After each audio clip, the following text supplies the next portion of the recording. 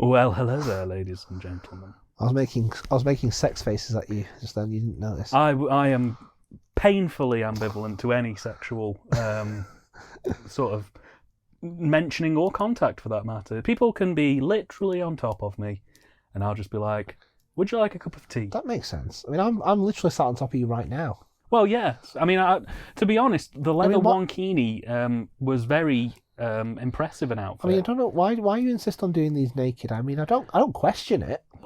I'm fine with it. It's just purely because I feel more comfortable when other people are naked around me. But you're not naked. I am. Well, I'm wearing my skin-coloured clothes. You know those really tight ones? The really tight skin-coloured clothes. Oh, you mean the tight ones? Yeah, the tight skin-coloured clothes. Yes, I know the tight ones. Yeah. The clothes. Yes. Hello, ladies and gentlemen. Hello. And welcome back to the comedy dining experience. What are we watching today? Today we are back on the magical adventures of Randy Grandpa, that is Sean Connery, a.k.a. Mr. James Bond. Or as I call him, Super Brexit. Super Brexit man, Randy Grandpa himself. Or as I call him, to Super Toupee. On his fourth adventure, is it? Or as I call him, hello. Yes, fourth. Fourth adventure. This is fourth. This is Thunderball. Dan's already forgotten where we are, how many we've watched, what's going on, what day it is. To be honest, I don't know what I had for breakfast. This is Thunderball. Dan, tell them what you got me for Christmas. Oh, yeah, well, we're recording this in December, although this will probably make it up onto the YouTube channel in September of next year, which is 2020. And we've just come back from a lovely Christmas gathering at the pub. We went for a couple of drinks and a catch-up, because it's been a while since we've been able to get back and catch up. So, for Christmas, I got Ben a little present. And I thought, it's going to be nice to ring in the new year with something uplifting. Would you say it's an uplifting film? Very uplifting. So I'm going to watch it with the children and the wife this Christmas. As you should, because I don't think a Christmas would be better. Whether they want to or not, it's just going to come on the telly. Oh yes, absolutely. So I have gifted young Ben with a fantastic copy of the Severin Films release of the TV movie from the BBC, Threads, on Blu-ray. Will it be as good quality as the VHS copy we watched way back when? I'm sure that it will not live up to those expectations. I think Threads actually looks better on VHS. I'm curious. I know we're talking about literally everything but Thunderball here, but I'm curious to see what Threads will look like in high definition. Yeah, I mean, I've already seen my copy. I'm sure it looks good. I'm sure it looks good as in, I'm sure they did a really good job restoring it. But what I mean is like what it will feel like, because I've only ever known it really in scratchy, flicky. Even the DVD release was like the same scratchy, flicky version that was on the VHS. I'll be honest with you, having watched it, because I had a Blu-ray copy as well, I picked one up at the same time. It looks fantastic. It looks really, really good. It looks like a proper film, which is very unusual, because you're sitting here going, well, I know that this was recorded for about £4.50 in some part of Sheffield by a rogue team of BBC cupboard people. So to see it blown up to 1080p and properly cleaned up, it's a really gorgeous thing to look at. But this is one of the things I've always spoken about when it comes to formats. I think that even though it looks really nice on Blu-ray, and it probably will be my preferred way to watch it, the VHS version is still much more powerful. I think it gives much more of a... because it feels more of its time, if you know what I mean. Absolutely, I get it. It just gives that vibe. But I'll give it a watch and let you know what my thoughts are. Oh, thank you very much. I hope you do. Yeah, so, Thunderball. Let's crack on. Black screen. We're queuing it up. Ben, can you please make a lot of noise when the lion roars on the second roar? That'll be where you need to start your recording. Okay, when the lion roars, I'm going to scream as loud as I possibly can. So, ready? Not the first roar, the second roar. Okay. That's when you need to hit play. Okay, so get ready, guys. I'm going to scream really loud. Are you ready? Okay. 3, go on. 2, 1. We're going. I'm going to do it, guys. Lion, second roar. First roar. Second roar. And that was me screaming really loud. And we're back in on Thunderball. I bet, was that really loud? That was... Tell me it was loud. Traumatisingly loud. I'm deaf now. Good. Still not Sean Connery in the opening gun barrel. No, still not. But we work with what we can. Dan? What's going on? James Bond is dead. James Bond is dead. Well, that was Thunderball, guys. So, Dan, what did you think of Thunderball? I really loved it. I thought it was great, and I don't know why people keep going on about the underwater shot. It was short and to the point. Yes, 10 out of 10. It was just one shot of a coffin. 10 out of 10. Like, comment, subscribe. Oh, he's not dead. He's an angel. Yes, the rest of the series, is just like a post-death hallucination. Ah, great, cracking stuff. I'm gonna have to turn this up a little bit. I think Crank it up a touch. A little bit quiet. A little bit more. There we go. I never saw the point of the opening shot because we know Bond isn't dead. Yeah, it's a really rubbish fake out because they do it a little better in the next film, but I still don't see the point of because everyone knows they've all seen the trailer. Yeah, they know that Bond is going to be basically fine. What? He's going to be fine? Well, yeah. It's what uncertainty, isn't it? He's going to be fine. Well, I mean, I know that he's got a film out next year. This was the first one they shot in widescreen, as I'm sure you can probably tell. Yes, it's not gone unnoticed. It looks very nice. So you'll notice that the letterboxes have come in for the first time. The problem that I've got, though, is when I watched this at my house for the first time, I watched it in 90s Bond VHS vision, which was cropped to 4:3 without the letterboxing. So it didn't look quite as grand or lush. Is the set designer from the first 3 films in this one still? Ken Adam? Yes. Yeah, I'm pretty sure he is. Because it looks very nice again. Ken Adam will be on the series for Bond punched a lady! Quite a bit. You know what I love about this? Yeah. It's the fact that this is another example of the times. He knew he wasn't a woman because he opened a car door by himself. Oh, it was a man. Do you know that line where he says, "You shouldn't have opened that car door by yourself"? That's how he knew he wasn't a woman. That's how Bond sussed him. Randy, Grandpa. I used my powers of being a sexist pig to suss you out. Real ladies would have stayed in the car overnight until I opened the door. Real ladies wouldn't have gotten the car at all. No. They should know their place. Real ladies would have taken a carriage. This is a good fight. It's a shame it does that 60s Bond thing of speeding up every other shot. Yeah. Yeah, like when it's like fast punch. I'll say this, out of all of the Bond intros so far, because I've watched this before previously for this commentary, this is my favourite intro so far, just purely for what's coming up when he runs along It's one of the more, I don't know, I think Goldfinger for me is probably still my favourite. Remind me again, how does Goldfinger open? I forget about it. Is that the chess tournament? He uses toothpaste. No, that's from Rush Riffle. Oh. Goldfinger, he uses toothpaste to blow up a power plant, and then he has a little conversation. He has a bizarre conversation about heroin-flavoured bananas. Then he pulls a bird. It's this bit. But unlike in Goldfinger, in here... Hop up and away! Well, I mean, he clearly had that on him at all times. Yeah. It's just... They built that thing, you know. That is not an effect. Someone actually flew that jetpack. Oh, God. No, I'm not joking. Obviously, that's not Connery flying it there. What? But someone actually did build a working jetpack. I remember. That's how amazing this is. Didn't you say the US government were interested in buying it off them or something? Yeah, the military wanted to know how they did it. I seem to recall you saying that. They wanted to develop it for like military usage. Now, I'm going to be honest with you, Ben. This is probably the most action-centric that this film gets. Yeah. Oh no, they're running towards me. Better put the blinds up. At least we get the Aston Martin back. Where is the water tanks hiding? Probably the same place he hid the jetpack, Dan. Oh, right. Up his and we arse. seg from water to water. Ooh, this looks so much better on the Blu-ray. That's because it's a Blu-ray. I was watching everything you watch will look better. I was watching this on the VHS quality, and for starters, that text is cropped. Yeah. Yeah. So this is Mr. Thomas Jones doing the belting this outing. Now, is the rumour true about what happened with the final note of this song? Oh yeah, that's true. Yeah, he passed out, which is also, people say the same thing about Shirley Bassey and Goldfinger. Oh yeah. So I think that they just like to write songs with gigantic notes at the end. Originally, there was going to be it was a completely different song, which was called Mr. Kiss Kiss Bang Bang. Ooh. Which I think they offered to Shirley Bassey, and then it was sung by Dionne Warwick, and you can hear it on this Blu-ray. And it was sang by Dollar.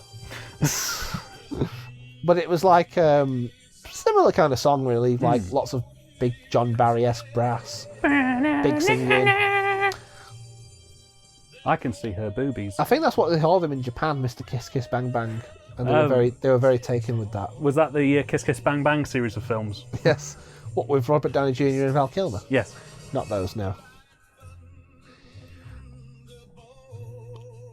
So I really quite like these. Yeah. You know, I've seen a couple of the Daniel Craig intros, and I don't think they quite hold up to. I hope you enjoy ladies silhouetted against various things, because you're going to be seeing quite a continuity girl. Still a credit, of course. Fantastic. Why can't it be a continuity boy? Yeah, what's wrong with that? Sexist. Well, it's because they were watching The Adventures of Randy Grandpa. It's the fact that I just love the fact it's just so date of the time, isn't it? Continuity girl. Well, it's 1965, so Doctor Who's only just started its 3rd season. Yeah. Ever. Well, this would be the season that gives us Dalek Master Plan. So. Yes, that's right. And Galaxy 4 and the Ark. Do you remember the Ark, Ben? No. No, it's the one with Dodo in. I mean, I know what you're talking about, but I don't remember watching it. It's the one where Dodo sneezes on somebody and she ends up killing an entire race of aliens.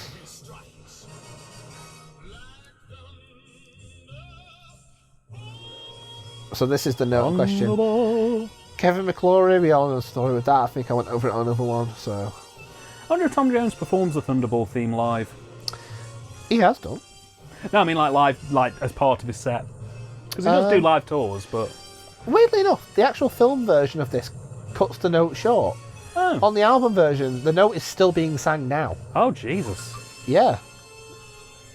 Oh, we've still got Terence on board. This is Terry. Yeah, this is Terry. This is Terry's 3rd and final outing with Bond. Ah, good to hear. Ah, Paris, the city of love, and here we go.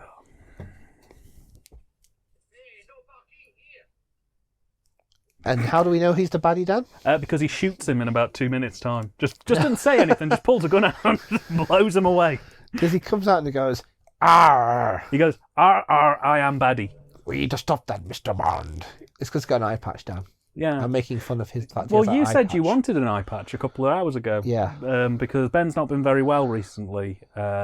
He had an eye condition. My eye hurt, and I wanted an eye patch. And the doctor Because I said thought, if I don't need my right eye anymore, why do I need to, I mean, you could live the life of a Bond villain for at least a couple of weeks. I could go around. I could go into public places. I could just look around suspiciously, press a button, and just descend down into a gigantic Ken Adam designed evil lair. And one of the orchestral Thunderball scores will play as you descend. Where we call each other by numbers.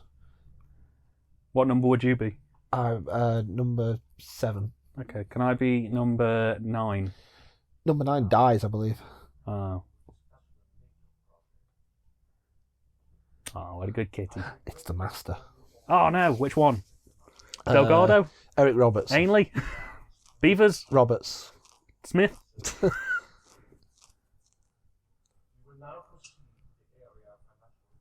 I wish that Eric Roberts had played Blofeld. I wish evil international villains still congregated in gigantic rooms. Yeah, that would be pretty nice. I used to think that when I was a kid, I used to think that the cat was doing the voice. Because you don't see his mouth move. No. But that being said, if you've seen that episode of the Powerpuff Girls with the evil cat. Be a good twist, that. Yeah. Very timely joke. And what happened to our friend Goldfinger? Goldfinger was not a member of Spectre, Dan. Are you sure about that? I'm certain. Oh! That was one thing I was going to talk to you about, and it's very James Bond themed. So obviously, with the new film coming out, is it Rami Malek is playing the new villain? Yes. There have been some rumours floating around that I've read that apparently he might be playing Dr. No. Yeah, I read those too. I don't know. Maybe. I don't know about that. I feel a bit. It feels a bit. Whatever. That's my feeling about it. Would you be upset if it was the case, or would Not you just really? be like... I mean, it's like To be fair, they said for ages that Christoph Waltz would be Blofeld, which was the most obvious piece of casting ever. So yeah, maybe he's Wasn't Christoph Waltz in an earlier Bond film though? No. Who am I thinking of? I don't know. Was he in A View to a Kill or License to Kill? No. I don't know then. I don't know. I think you just. Oh, I'm getting him mixed up with Christopher Walken. No. You mean those actors who do not sound anything like each other in any way, shape, or form? No, it's just Christoph Waltz is the mirror version of Christopher Walken, isn't he? Complete opposite. No, Dan, because the names both start with Chris does not make them the same. And they both have second names beginning with W, and one is Waltz and one is Walken. And one's American and one is quite obviously Austrian. So this is where our evil plan is laid out. This was later parodied in Austin Powers. Yes, isn't that the bit where they send? Well, it's just the whole concept of like, we'll steal some nukes and hold the world ransom. Just your typical sort of Bondy plot, isn't it? Wasn't it that the same scene where they sent? And now we Will come Ferrell? now we come to the world's most sexist massage therapy clinic. Yay! Well, of course, Randy Grandpa would only go to the finest.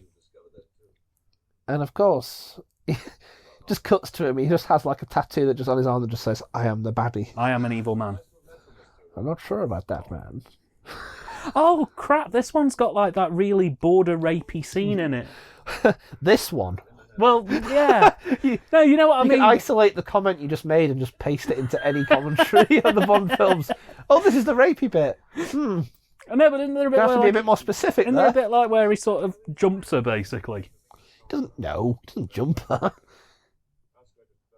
It's not really like. I mean, it's a bit weird and like suspect, but it's not like she exactly sort of, it's not as bad as the Pussy Galore scene, where she's clearly fighting him off. Yeah. At least in this one, she's kind of shown that she's up for it. Yeah.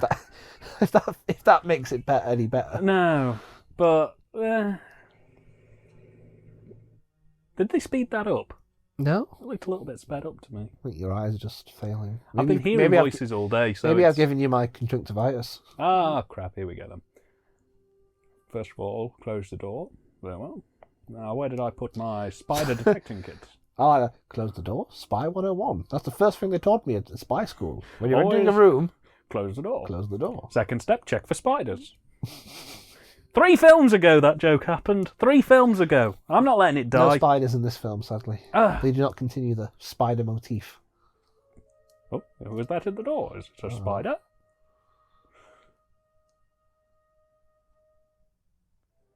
Hide behind the door. Oh, great! It's Claude Rains from The Invisible Man.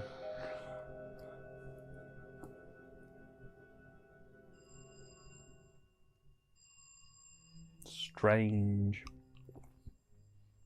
What could possibly be going on? Closed briefcase. 3rd rule of spy school. Bond is the most master of coincidence, isn't he? I mean, he just happened to go to the same, like, spa clinic where all the baddies were. Yeah. Oh! Actually, your grapes while I'm at it. Thief as well, eh? Delicious thievery. It tastes twice as nice when it's not mine. Exactly as I thought. Skeletons. The research has proven correct. Underneath the human skin, there are bones. I think it might be this bit you're referring to. I think it might be, but we've only just met. Cough. Look at the chest. Look at the hair. I wouldn't want to get lost in that, put it that way. Oh, God. Yeah, that's... Yeah, I don't like that. So when did he get cancelled? This was back in the day when that's all happened when that happened. Oh, do calm down. Oh, stop yourself, Mr. Bond. You frightful young man at the age of 48. Or I swear I shall get someone younger and more attractive to come and look after you, and I shall leave.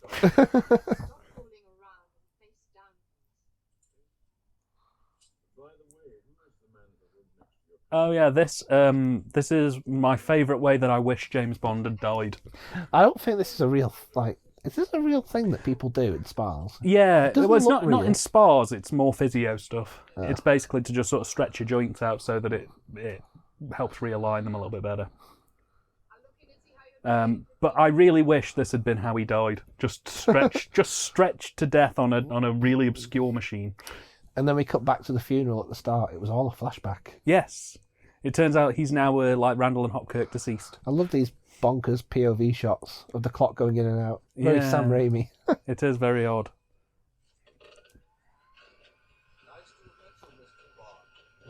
Oh no! Can I get a gif of that, please? Can I get a gif of that, please?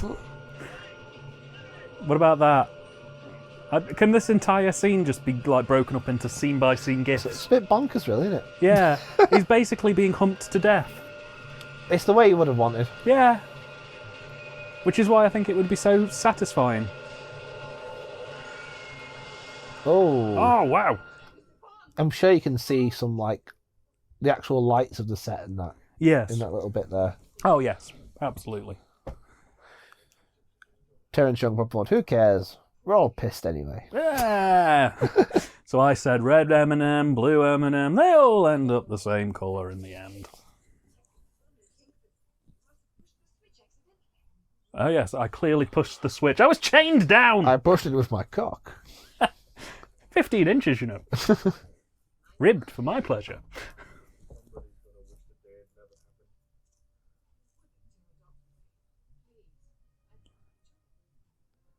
Well, I can think of some ways you could make it up to me.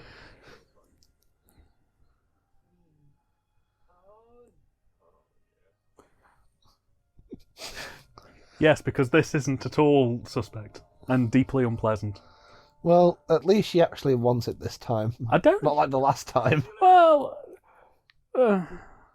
I'm not happy with that. Randy Grandpa goes too far. He's not like that lovely Roger Moore, man. I hope she still got sacked. Yeah, for she gross did. misconduct. Gross misconduct.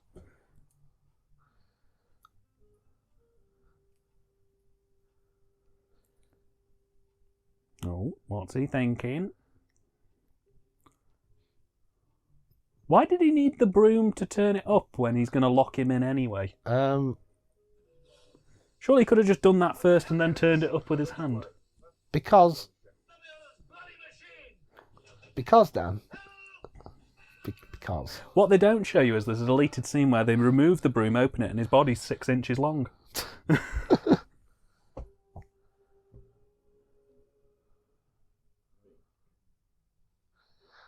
I always carry a mink glove on my person. What, you don't have a mink mitt? You mean you don't carry a mink glove on you? What kind of a world are you living in? I tell you what, it's not England, let me say this now. Do you have a mink mitt?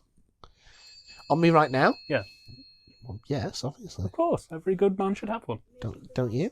Yeah, I've got 3. All in varying states of mink. But you only have 2 hands. Ben, I'm not going to explain where the 3rd mink mitt goes. This is the delightful Fiona Volpe. Ah, lovely. Played by actress whose name is Italian, whose name is, at the moment, escaping me. Well, I can definitely see her. I'm glad you can, Dan. Can you see I'm glad her? your eyes are working. I'm glad someone's eyes are working. Well, she's incredibly hard to miss. That's true. Oh, hello. I didn't realise I was sat next to Randy Grandpa. Oh yeah, that's how this works. Over the next sort of 3 or 4 films, I'll slowly just turn into a rampant sex pervert.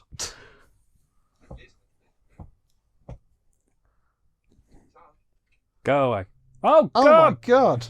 It's... How are they doing that? Oh, He got no. shot by a CSO effect. I hate it when you get hit by blue screen. Ciao. Shut that door.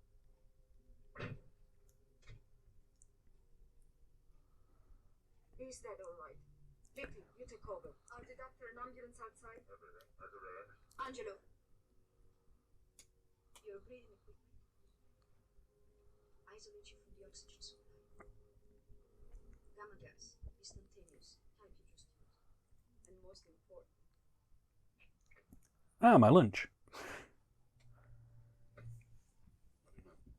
$100,000 is not enough. I changed my mind. I want... Very stupid of him to do this. Yeah. Like, why would he do it now?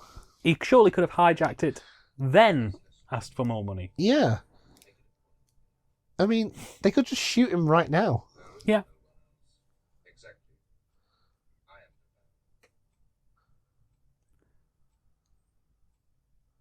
Well, that's my plan up the river. Andrew is right. I'm from number one. We made a new arrangement. This is really down for me. all right.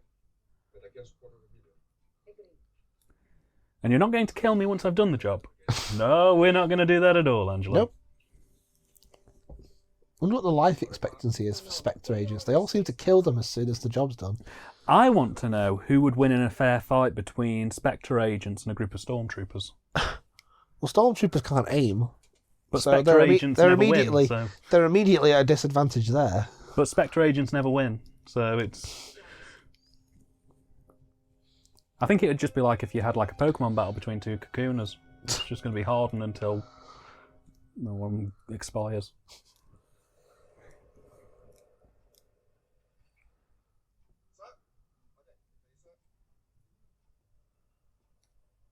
Ah, yes, you look like an Italian man. On you go. This is a normal training sortie, and you'll be accompanied by a NATO representative, Commandant Duval, Major Duval of me. It's a routine. Hello, my name is Agent Duval. He puts on like a silly voice, he doesn't have to.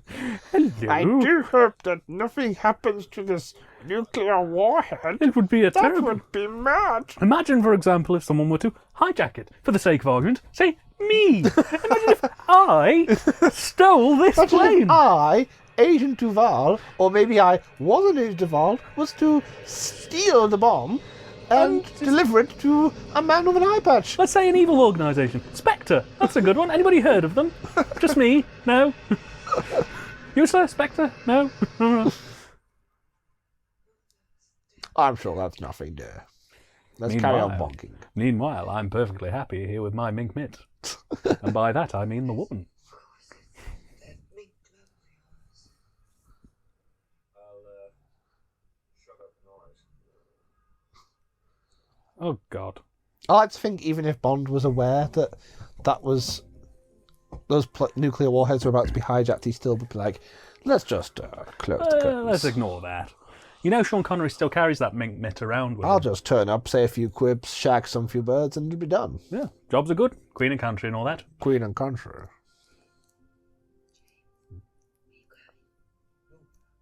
thought I'd pick a little exercise.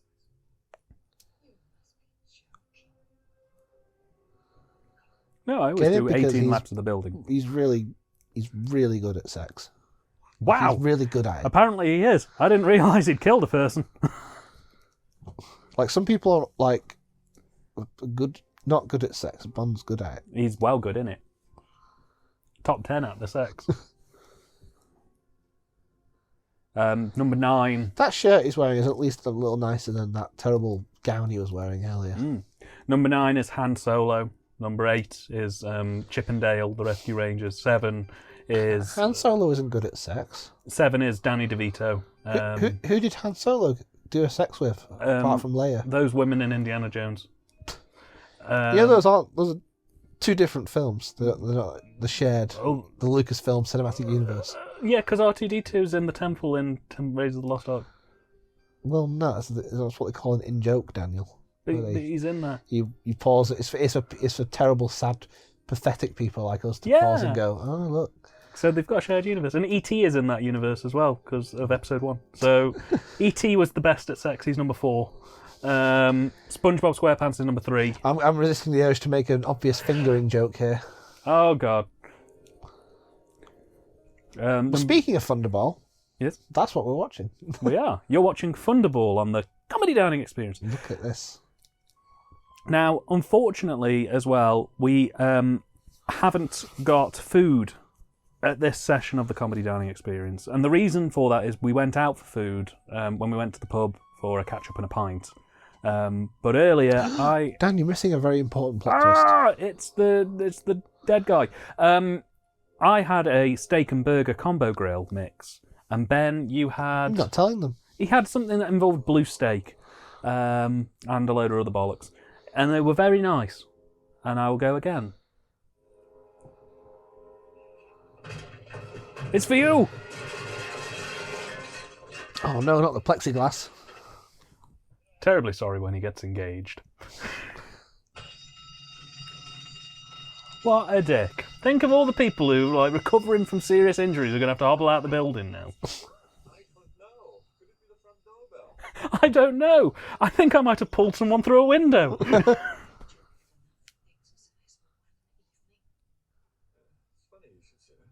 I play your cards right, you never know. Hey, lads. Lads.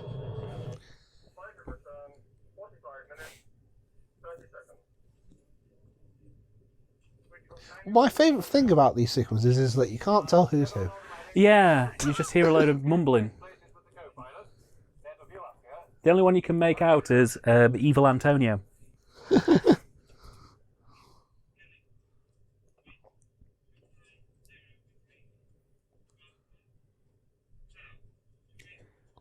Oh, blimey, don't mind me just having a little sandwich before we deliver the bomb, you know what I mean? I wonder what was in that sandwich. I'm going to say crab paste. That's not a thing. Oh, it is a thing. Crab paste is totally a thing. It sounds disgusting. It is, it's literally mashed up crab. In a paste format. See beef paste or chicken paste. Lovely. You never had paste sandwiches? No. You're missing out on don't like 'em. nothing. They're Don't, all awful. don't like paste, mate. Don't do paste.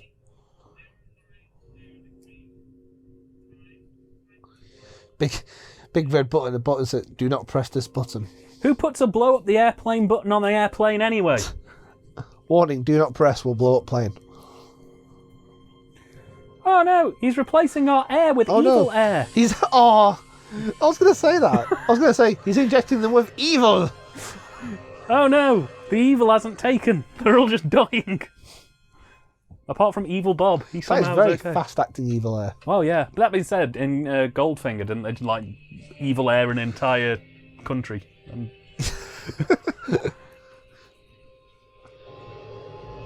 Okie dokie, now just to fly this plane back home. By the way, did I mention I have no flying skills whatsoever? This is going to be fun. Goodbye, everybody. Goodbye.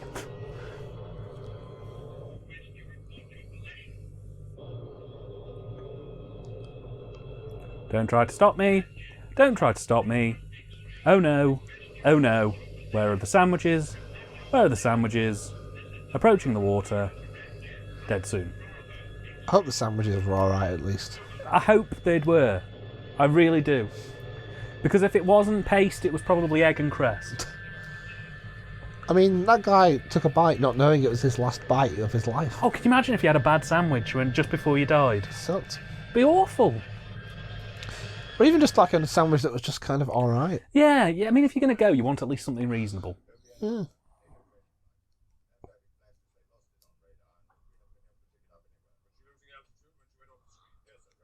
Yeah, she was doing this thing where she goes, woo! I believe that's the medical term.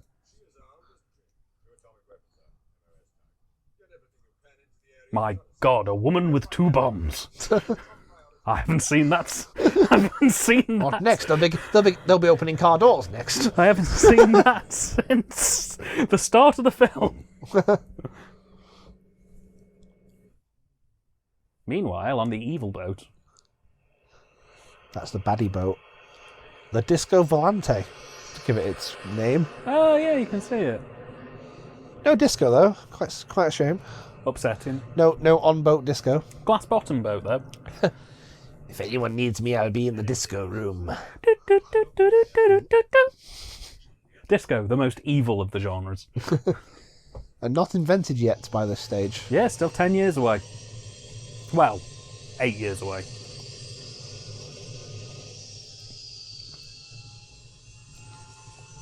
Now to just gently land it on the concrete.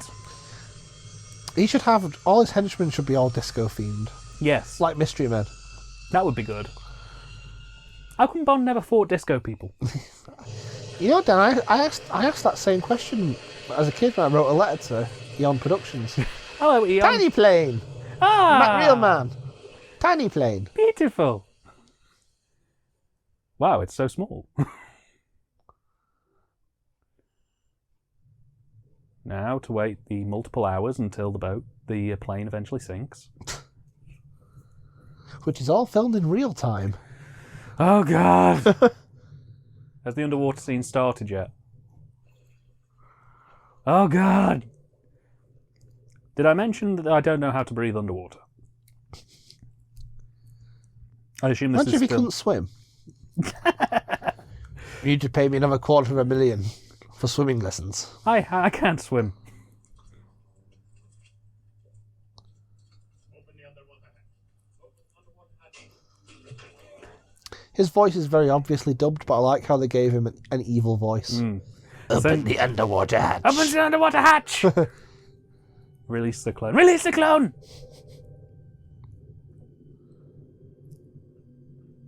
Okay. Now we just... Out we go! This is how Fred started. It is, isn't it? Spectre fired the nuke into Sheffield instead. And started World War III.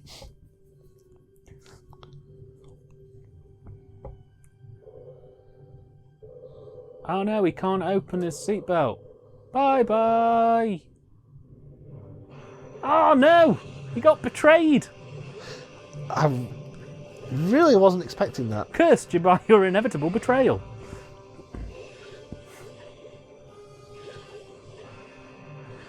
Well, he should have thought about that. He should have thought. I've no sympathy for the guy.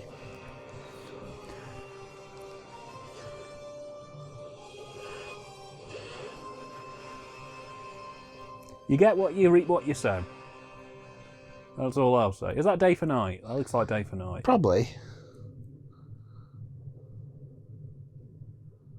Oh great, they're releasing Thunderbird 4. Oh my god, it does look a bit like Thunderbird 4.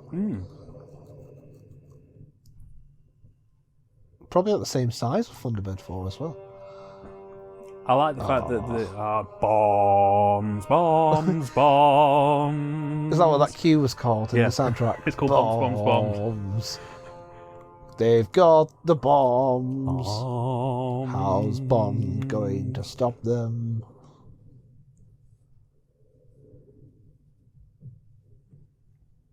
You going to Acne, mate? Nah, mate, just going underwater. All right, Going fair where? enough. Going Acne, mate. Acne. Acne. Oh. Acne Landon. If I said Acme, like Wile E. Coyote. I was making a joke that because it's yellow and it looks like a bit like a taxi, it would be an underwater taxi of some description. Oh, very clever.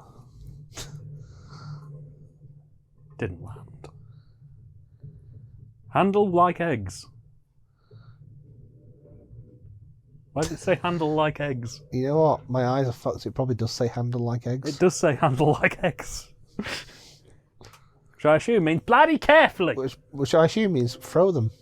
Throw them. Throw them, it'd be a laugh. Pick them up and chuck them into the air. Be a laugh, mate. Are a lot of Bond films based around people having nuclear weapons? Because I think this is the third film yeah. with nuclear bombs of some description. Well, you know, that was the paranoia du jour at the time, wasn't it? That's why modern Bond films don't really give a shit about nuclear weapons, because no one really thinks about them anymore. But were 80s Bond films heavily nuclear weapons driven? In fact, there's only one of the 80s Bond films which has a nuclear threat, and that's Octopussy. Oh. The rest don't really care. Which you'd think they would, because they were like, you know... Oh, just to be fair, they probably exhausted all their nuke plot potentials by the 60s and 70s. Do you reckon in the Bond writing room they've just got like no nukes with a big line through it? Every other Bond villain just wants to nuke everything, basically. Is it like that? That's the equivalent to their drinking game. If one of the writers mentions nuclear bombs, they'll have to take a shot. Either nuclear weapons or giant space lasers. That would be good. But we'll get to those later. We'll get to those in 3 films from now. Due course.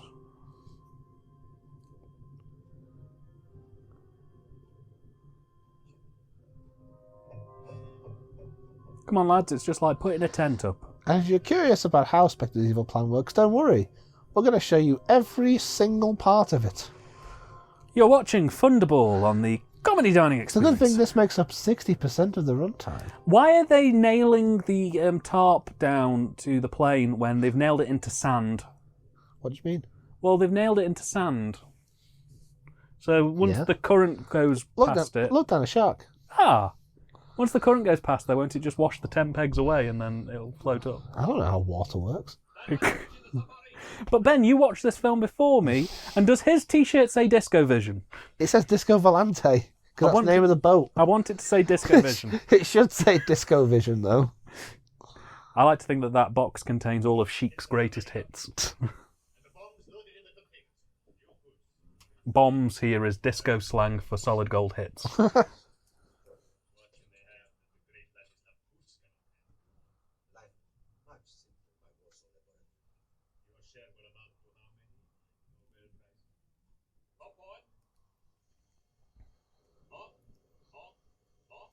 Yeah, it definitely says handle like eggs.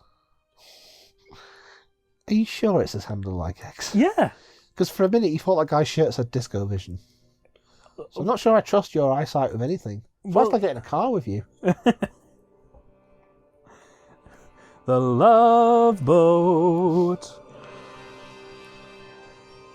Ah boy, an evil island.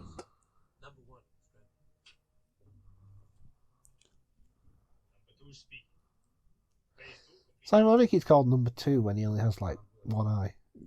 I think it's an ironic name. Is it an ironic name? Ah! You're watching Thunderball on the Comedy Dining Experience. Telephone at the very least. Well, day by day. But I'm truly sorry to have to dash off like this, but it's been a bit of a flap at the office. What kind of work do you do? I go to hotels and have sex with beautiful women. That's basically true. I get paid to go around the world bonking many exotic women of the night. Another notch on my belt, Missy. Anyway, Sometimes I get to blow shit up. it's really cool. Anyway, don't call me, I'll call you. Bye-bye. It's really cool. I love the idea of going, it's really cool. Holiday Road.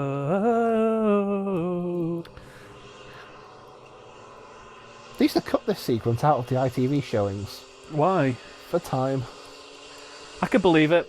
But What's the runtime of this? Is it like 2 hours? 2 hours, but I mean, like, you could lose like 35 minutes of the nuclear bomb unloading sequence. Yeah. You're going to cut out a car chase. I mean, I'll be completely honest with you, this has probably been my least favourite of all of them. It's got some of the best scenes in it, Yeah, but it's just... but it's very bloated. it feels like a Christmas dinner of a film. It's very much a franchise riding very high on its own success at this point. Considering it's just come off the massive hit that was Goldfinger. And, you know, how do you follow Goldfinger up? Well, you make a 2-hour film mainly consisting of underwater scenes, apparently. I think that was the tagline for the film. It was something like bigger, better, Bond or something. And you say... I used to have a really good like coffee table book that had all the Bond film posters. Oh, yeah. Wish I still had that book. Oh, hello. It's probably out of print. And you say... No, wait, no. Lost my train of thought. Sorry. That's had- unusual. I had a trail of thought and it's gone. Yes. He didn't get to throw the hat. Oh.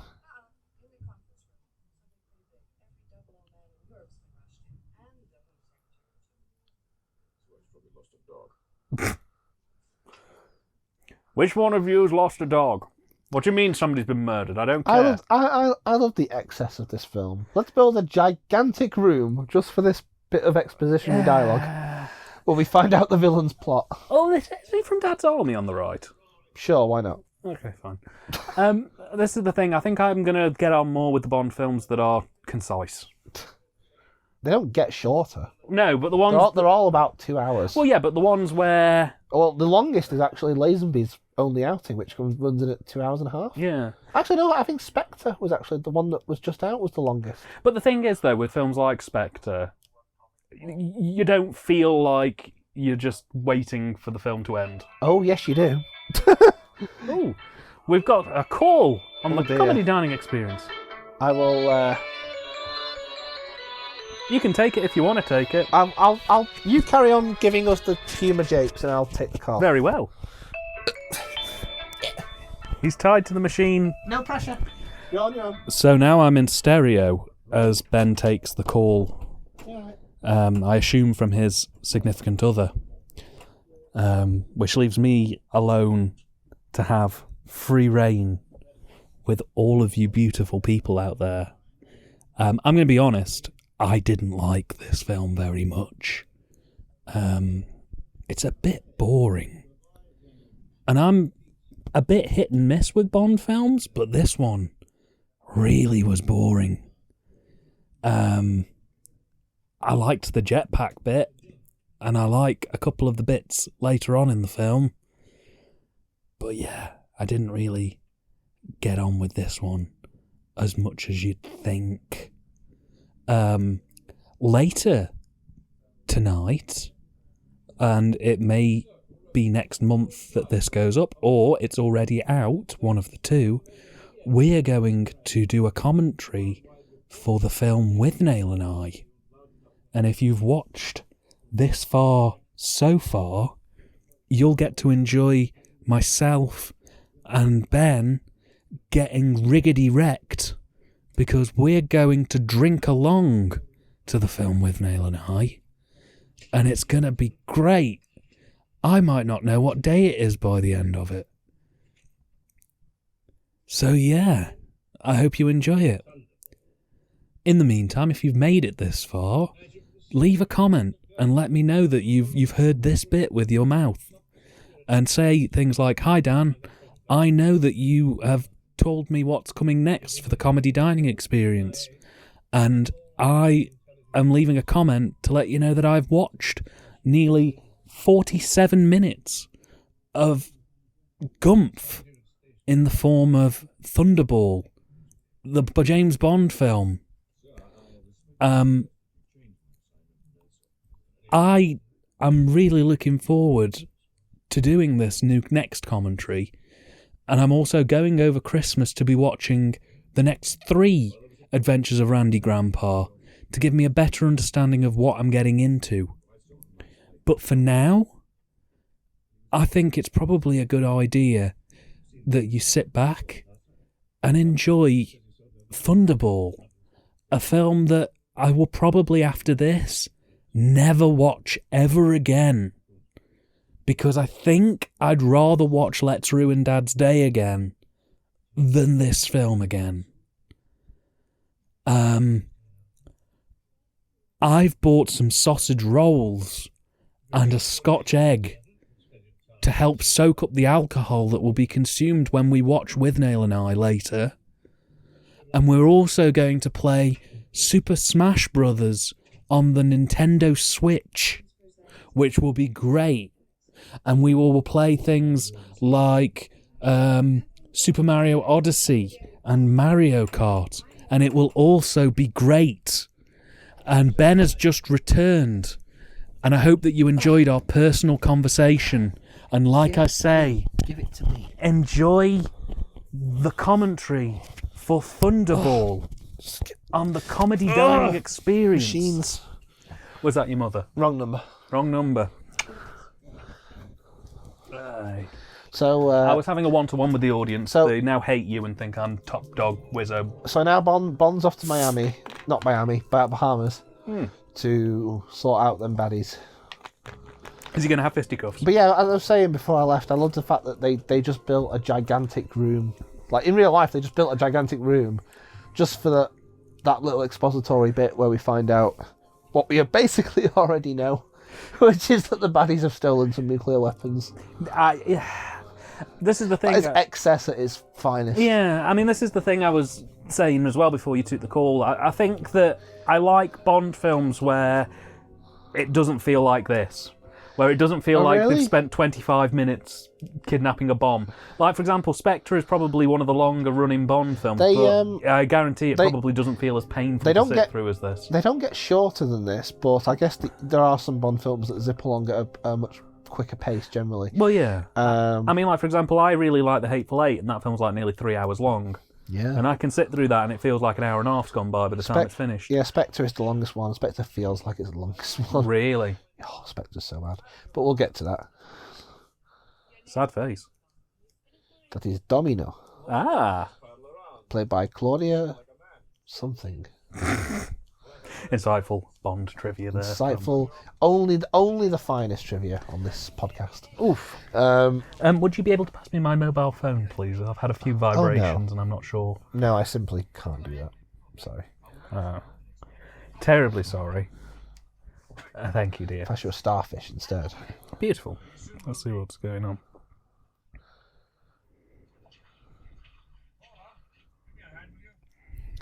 Paula, curiously, a character who Bond doesn't seem to show much interest in bonking. Wow. Although I always assume that he probably already has. Yeah, that's probably a given.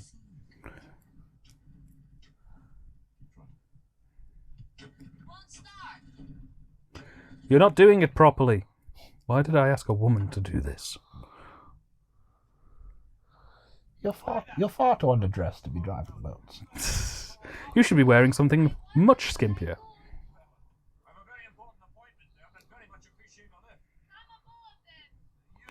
Not from you. Could you get one of your stronger, more manly men to give me a lift back? Nobody likes me. I've just had a load of notifications that are sort of automated generic fodder. Somebody has added a story. I'm not going to look at that.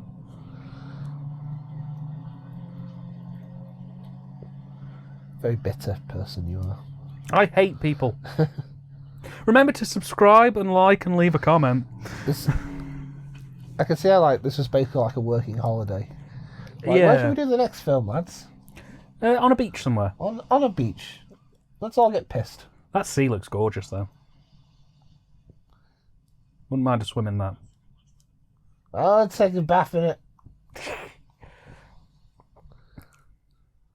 You're watching Thunderball on the Comedy Dining Experience. Oh, he looks familiar. Except he doesn't, because it's a different actor. Every film! Yeah. God damn it! Felix just regenerates. He's a Time Lord. I think there's only one actor. Actually, no, tell a lie. There's two actors who have played the role of Felix twice. Mm. One is the guy who does it in the new films, and the other is a chap who played him, called David Hemmings, who played him about 10 years apart. All right. Or 12 years apart, quite a long time. Yee. Connery, what's going on with that pink shirt? Yeah, it's not a good look, is it? So again, was this restored from a never played before remastered original film print? Yeah, pretty much all of them on this set were. Oh, wow. So what I'm saying is there's not going to be anyone where we'll put it on and it's like, this has survived through 8mm film recordings off somebody's telly. The Bond films aren't exactly a super obscure, never seen franchise, really. Yeah. So, you know.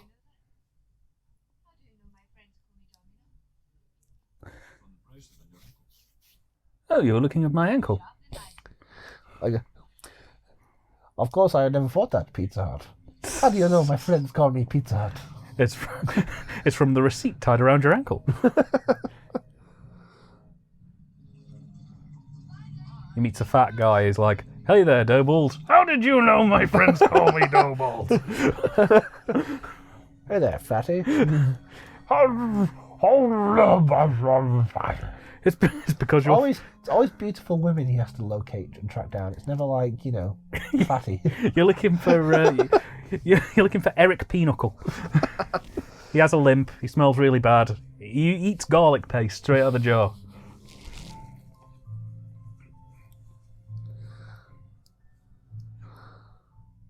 These are the kind of swanky, beautiful, exclusive clubs that only really exist in Bond films. Yeah, I was going to say, they don't have any of them where we live.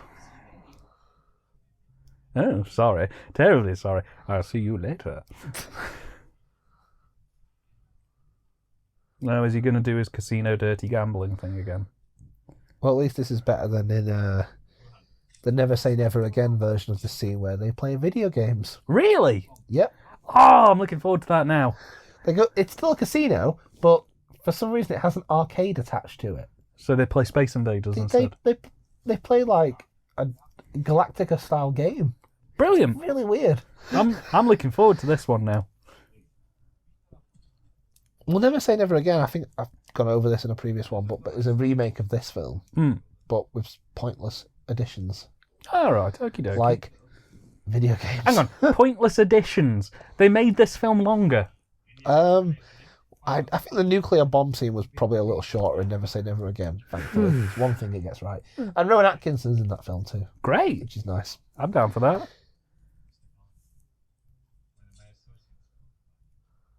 Really? Did they say anything about me shagging about? No? Brilliant. Right, hello, nice to meet you. Sorry, what did you say?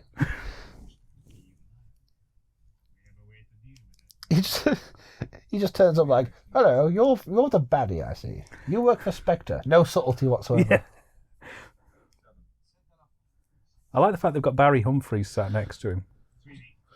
On his left? Yeah, on the right. Wait until it cuts back. I know who you mean, yeah.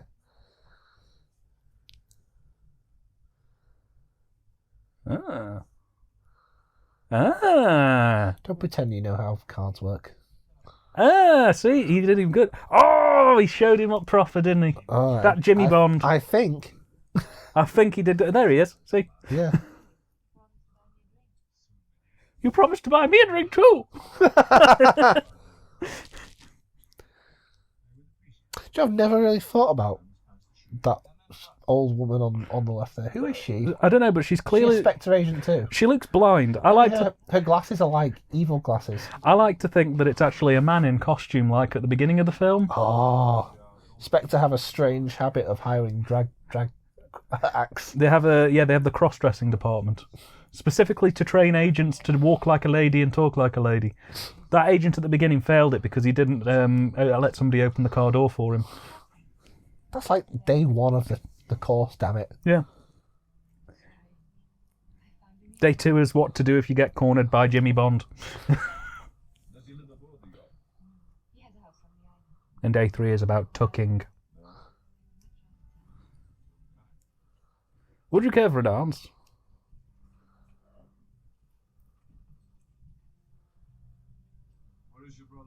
Oh! I think I talked to you about this after I watched it the It's first not time. this bit. It's not this scene. Is it not? No, because she's a good girl. Well, bad He guys does it- kill he does good it- girls all He the does time. it. He does it with the baddie. Remember? I don't remember. Last time I watched this was September. That's not for like another half hour yet. But we're nearly an hour in already. Maybe if I dress like him from Doctor No, I'll get more connections.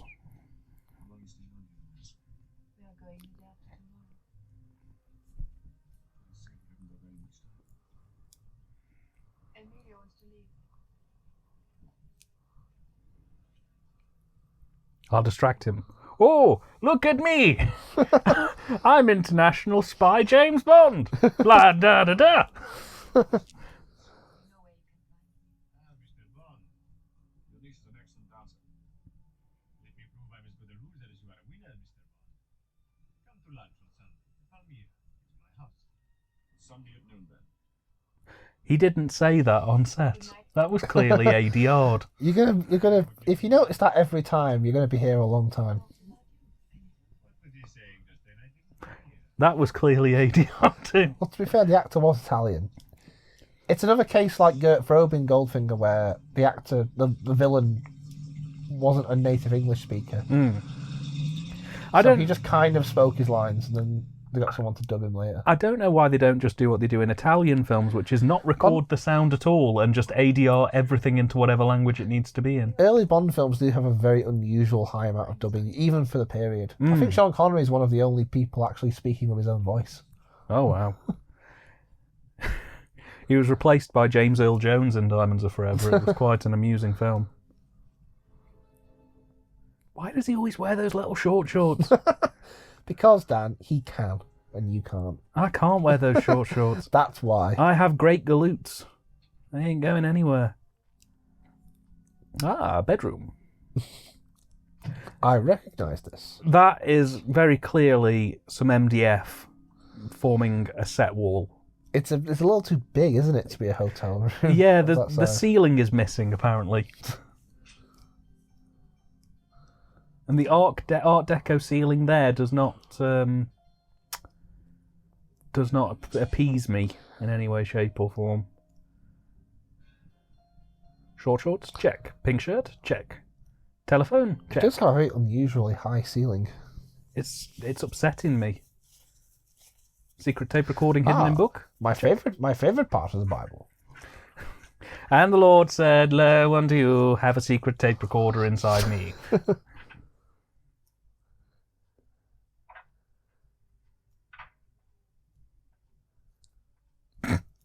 Bond has a psychogeographic memory. He can place a person exactly based on sound alone.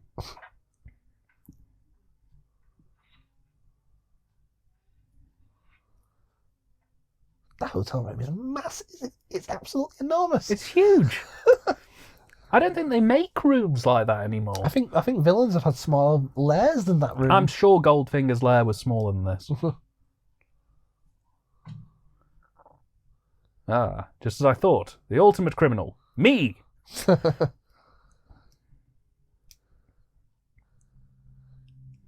I was the baddie all along. What a twist. Hello, Right, you. Come in here.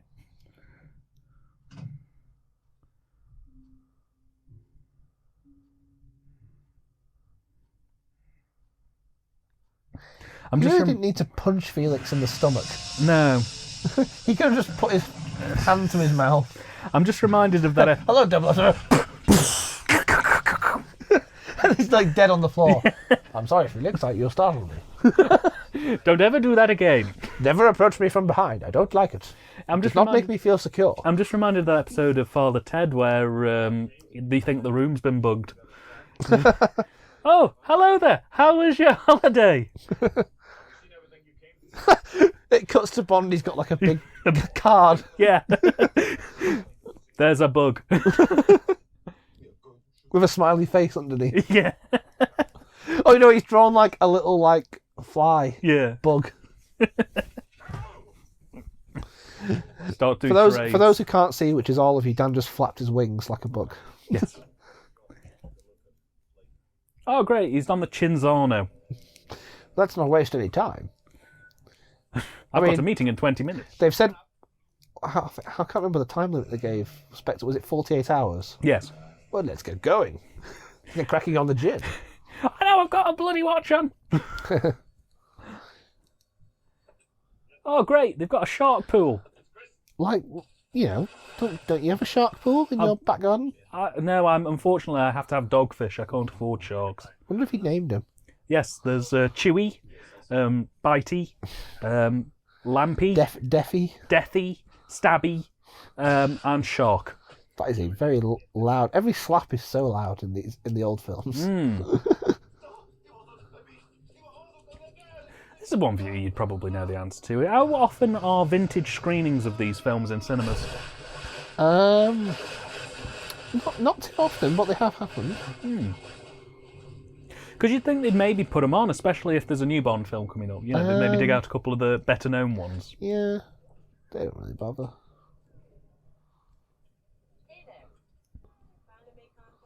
Nope, haven't seen any of them.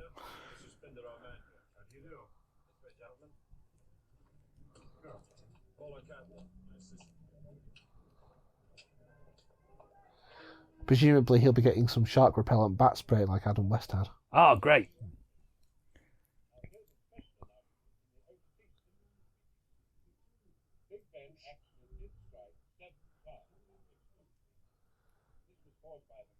Would that be newsworthy? Yeah. Big Ben strikes one more time than it should have. It'd be weird. I don't know if it'd be like headline newsworthy, but This is the BBC.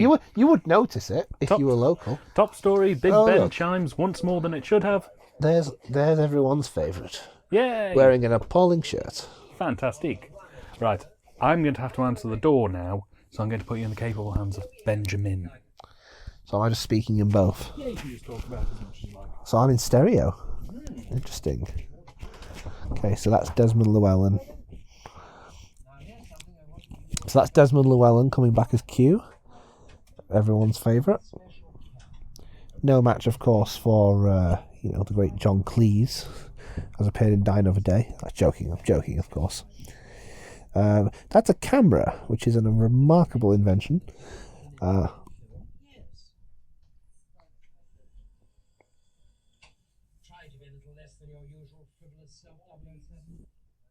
I mean, I'm totally on Q's side most of the time. I mean, Bond, all he does is just goes out, breaks his shit, comes back. And, who pays for all that? You, the taxpayer. The voters.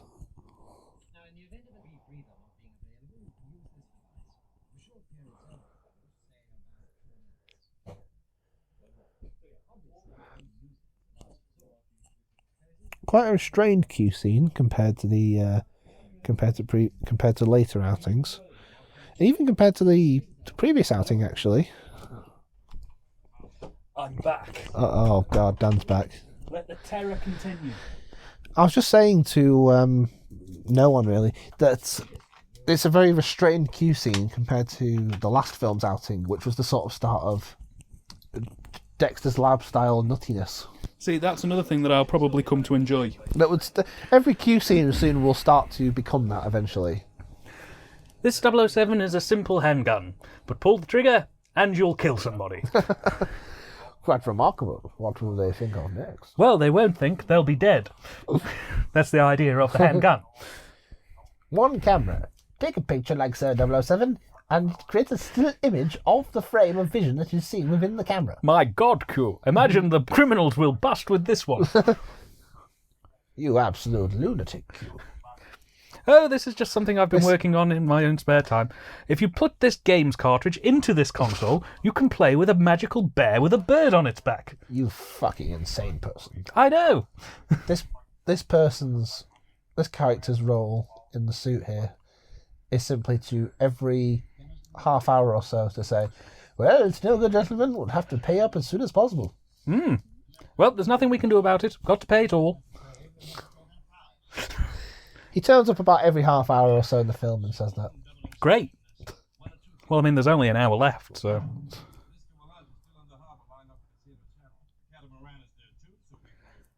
I've replaced my shorts with an all-leather variant. I feel very comfy. Very exciting dinnerware. Did I mention that I have a thing for rubber?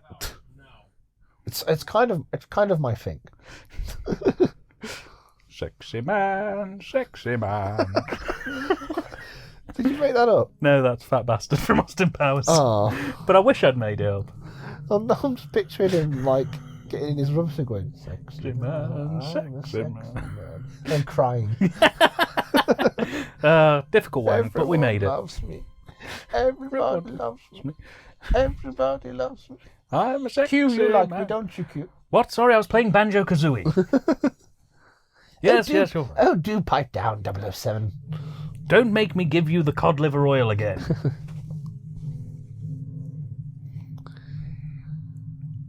My God. So I imagine these sequences were quite amazing at the time because underwater photography. I mean, it probably didn't look as good, beforehand, but it was revolutionary for the time. It's a bit like how modern films use drone footage all the time. That's what it's going to be like going forward. In 20 years, we'll look back at the films that had 50 minutes of drone footage in them and just think, oh, God.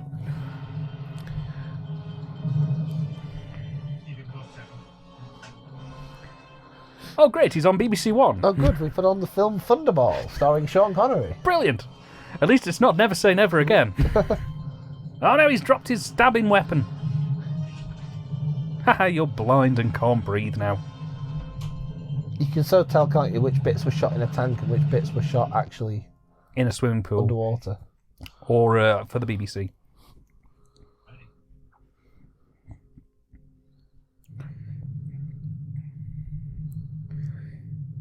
I can't get the exposure right. The f-stop's too bloody high. You do it with your phone now. Yeah. Just whip out a Nokia, mate, sorted. A Nokia. Other phone brands are available. Bond, I've got this new invention. It's called a 3310. I'm sure there's a later film where Q's like, "Now, pay attention, this is a mobile telephone." Mobile telephone. Bond's like, "My God, Q, get that fucking thing away from me." Aren't they full of radiation? Oh, Aren't they? yes, Bond. Aren't they made of witchcraft? Oh, 007, do pay attention. This radio antenna will let you make calls anywhere within your town.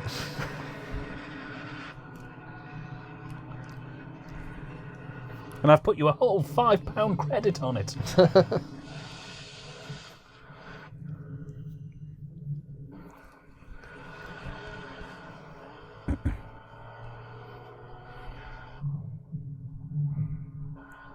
I think we should do a shot-for-shot remake of Thunderball, but based it entirely in my bathroom.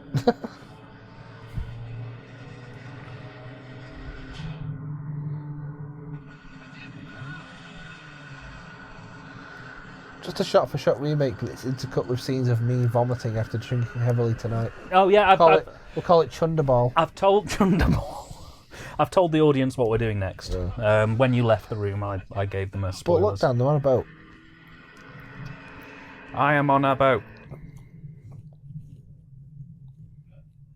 You'd think that, you'd Wow, we managed to swim out of the film.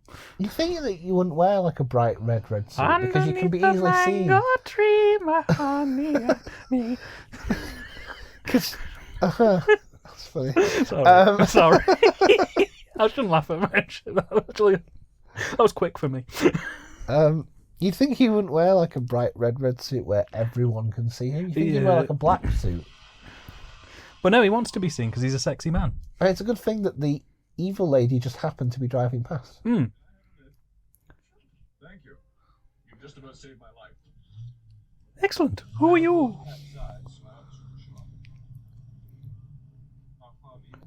It's alright, they're in a green screen room. Does she say she goes all the way? Ah, no, she doesn't. How far do you go? Didn't get met with all the way. That's...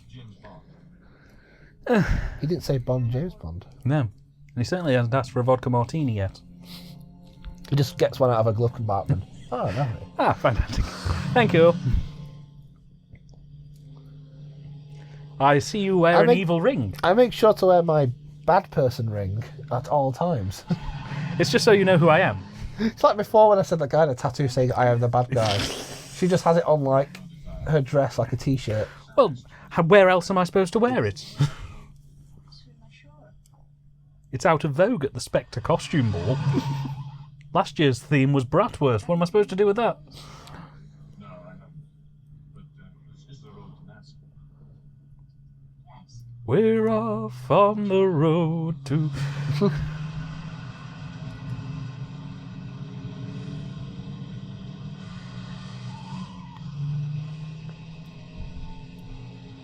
I see. I'm sure you can see the edge of the front projection there. Yeah. Almost. Just about. It's fringing, if nothing else. There is no way she drove 110 miles an hour up the driveway of a hotel and then stopped. And then stopped very suddenly. Yeah. Bond would have gone through the windscreen, into the windscreen of the car in front, and then through that windscreen, and out into the street. It just cuts to Bond flying out of the windshield and he gets up. I say, you do like to go quite fast, don't you? Well, I like it rough, but...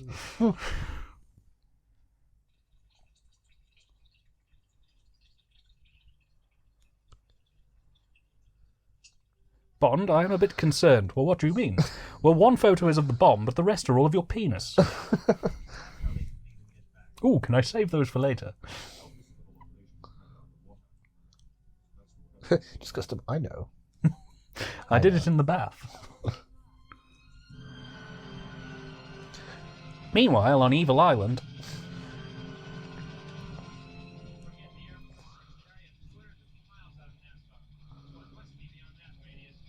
Meanwhile, 2 feet off the ground. Meanwhile, a stagehand behind the helicopter. I always love stuff like that where it cuts to a helicopter in the air and then cuts to... I just gestured shaking the back of the helicopter to make it look like it's rumbling. We should really do an in-vision commentary at some point, but... Maybe the continuity girl was taking care of it that day. Yeah. Well, it was what she was hired for. Do you reckon Sean Connery's ever stopped in a Travelodge? Do you reckon he's ever actually stepped foot in a helicopter? No. If he didn't want He's to... certainly, if these films are anything to go by, he's never stepped foot in a car. Absolutely not. What is car? He stepped foot in a car, half a car that's been chopped up and put in front of a front projector. Don't do cars. Travel everywhere by horse. Travel everywhere by front projection. And away we go. Like Bond there. I can think of no better name. Tries to make love to your woman. Because he is Bond, and is an enemy of Spectre. In many ways, the James Bond films could best be sorted out as a group of do-gooders are trying to get rid of a sex pervert. So you're with him there when he says, "Why do you want to kill him?" Because he is Bond. Yeah. I mean, in the current iteration, I would quite graciously join Spectre Well, to help remove this. you might. Well, Dan, the thing is, they would probably murder you ruthlessly as soon as after you'd made extraordinary demands for money. All I want is £50 and a go in the disco bar.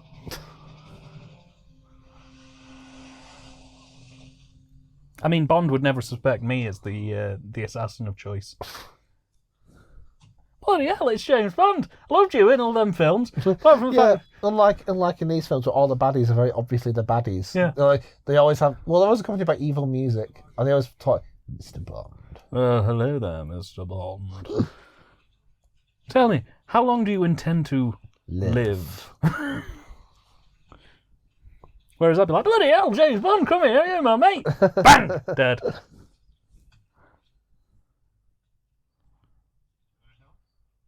No, go away.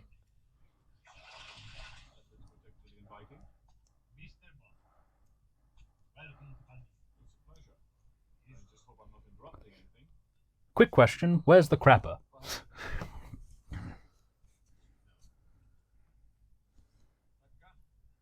Looks more fitting for a woman. You have a woman's gun. It's like you have a girl's gun. No, no, no, no, no, no. As we all know, women can't shoot for shit.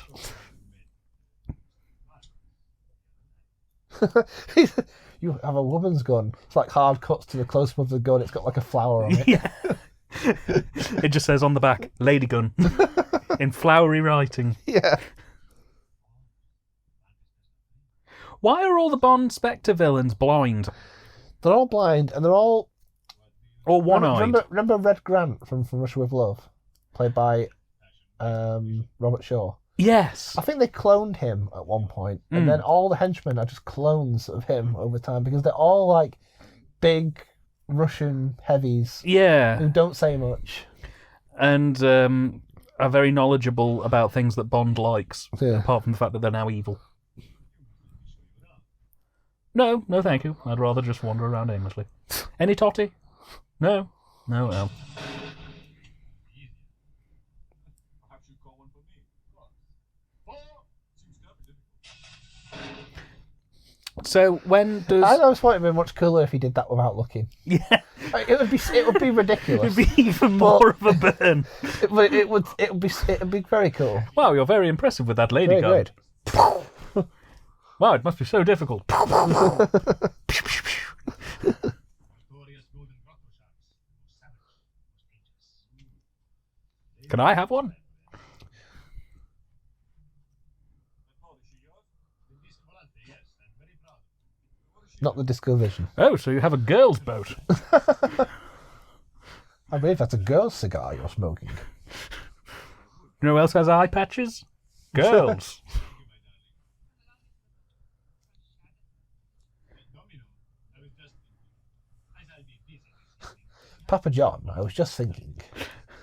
Father, just a quick question. Where have all my clothes gone? I bought 3 cases full and they're all vanished. All that's left He's is not- bikinis. He's not her dad. Uncle? He's a boyfriend. Boyfriend. Jesus Yeah. Christ. I have grabbed the wrong end of that stick. Our Mr. Bond is very high opinion of himself.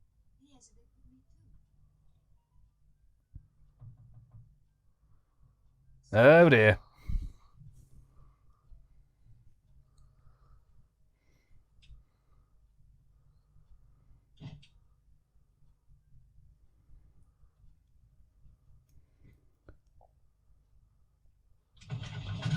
Oh no! It's a Sontaran and another man. Bond, when she says use the chloroform, the Bond just had some chloroform lying around. Yes. He had it in his hotel drawer. You don't want to know why he keeps it in his bedside table.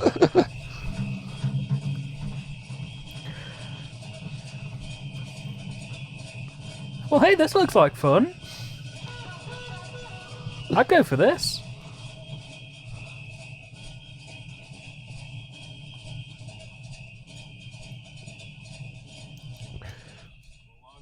Reminds me of the Mardi Gras bit in Live and Let Die, which is a film you have not got to yet.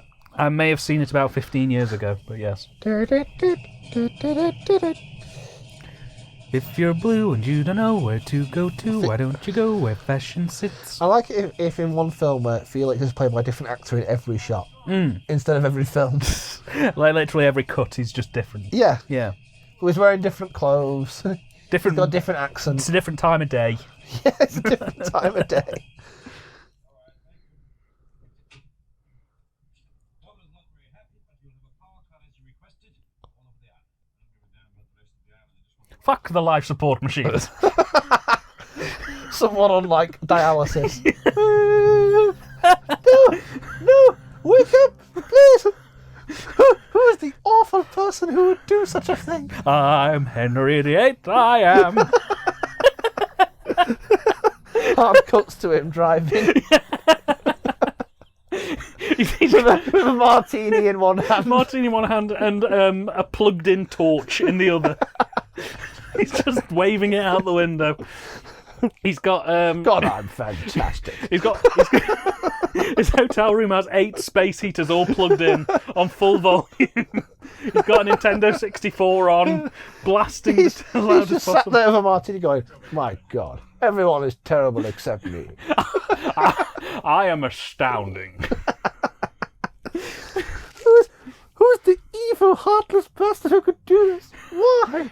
Why? Loving you is easy 'cause you're me.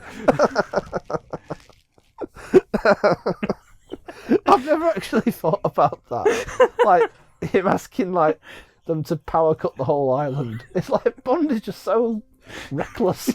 Just basically killed. Are they not capable of... I don't know what the technology was like at the time, but can they not only, like, power off, like, a bit of the island? Yeah, well, technology up until about 20 years ago was everything existed on separate grids. So you could just power down, say, 2/3 of the island and keep the hospital on.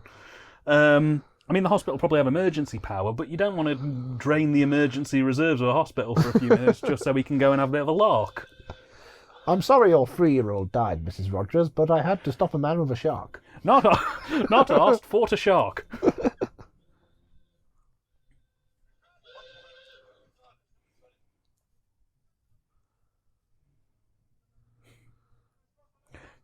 Good thing that door didn't make any noise. It was great. Somebody actually, it's a good job the sound design forgot to dub in the sound of a door opening.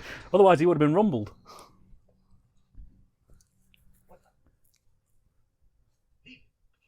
Quick, we must find Randy Grandpa. This is basically how I play the game GoldenEye. Instead of sneaking around, I just go in shooting. Hey, that's a thought. They're bringing N64 games to the Switch soon, so we might, if we're lucky, because they've brought Banjo back, No. we might get GoldenEye in the N64 shop. No, we won't. Ah. Because you got to remember, there's a license from Rare, but there's also the license. They also need to get a license from Sony, who own the Bond license. Oh, it'd be nice though, wouldn't it? Which might be easier said than done. Can you imagine portable GoldenEye? It'd be fun, definitely. But like, you got to remember, it's Nintendo published the game, Rare made it, but then Sony owned the Bond license. That's three different licenses you have to negotiate there. You'd basically be arguing with Microsoft, Sony, and Nintendo to get one game made. Yeah.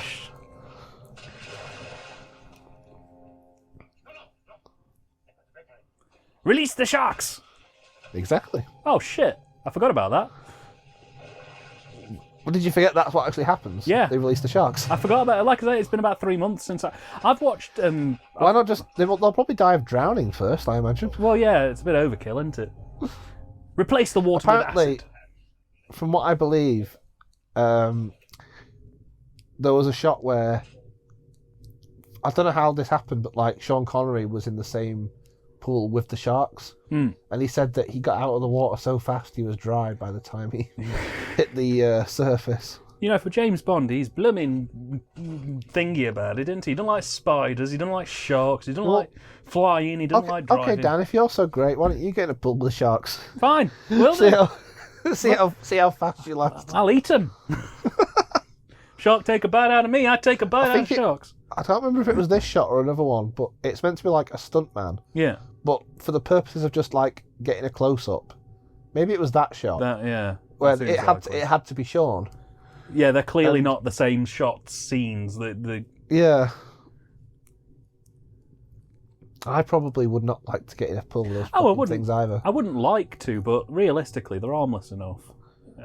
My partner's absolutely obsessed with sharks, so I've kind of been talked down on them being bitey, nasty creatures. And...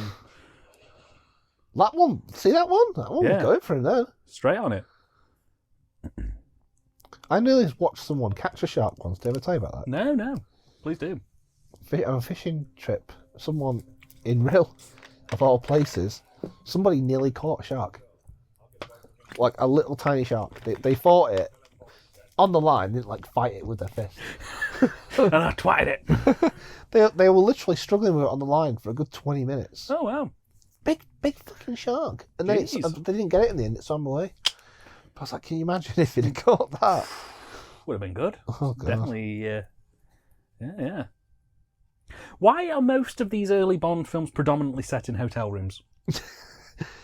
Well, they're not even real hotel rooms. They're just the set of Pinewood Studios. Well, yeah, but this is the thing. I think I'm Alan Partridge had less Travelodge scenes than... This hotel is a little bit more upmarket than the Linton Travel Tavern. I don't think it had any of that in the Linton Travel Tavern.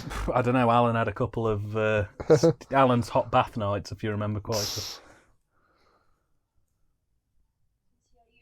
That water looks a bit dirty.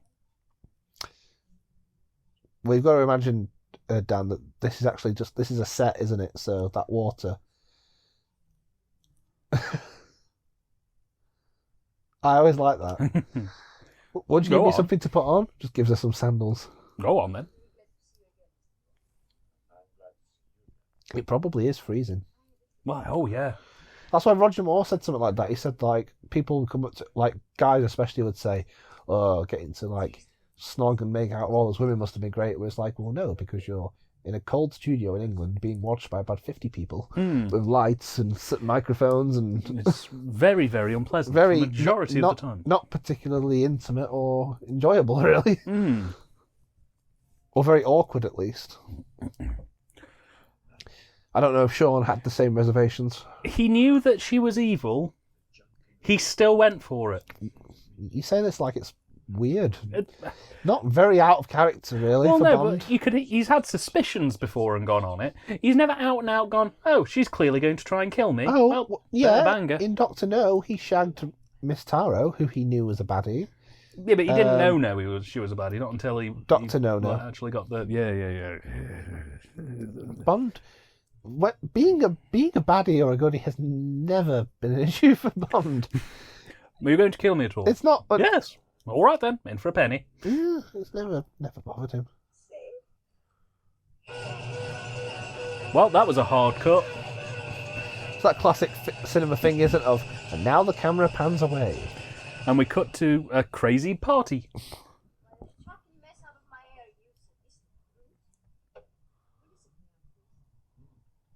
No. I'm going to pull it down. He just chucked sandals at her again. Yeah. James, it was funny the first time, but you've done this 6 times now. I'm so hilarious. I'm great, mate. Knock, knock. Who's there? Me. Being great.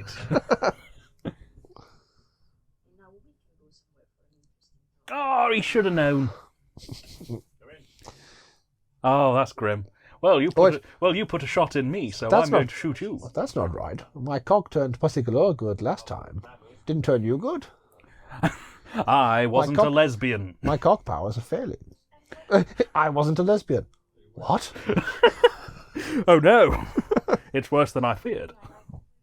I'm going to have to go back to that pervy physiotherapy place for a couple of hours. My dear girl, don't flatter yourself. What I did this evening was for king and country. You don't think it gave me any pleasure? I only bonk for the king. I got nothing I think of him when I come. I got nothing out of that. You weren't even a 2. That's basically what he's saying. Yeah.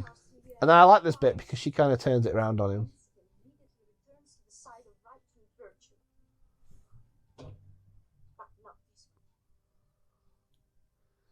Your cock powers have failed, Mr. Bond. But they never fail. I never lose. I'm going to have to return my golden bulger.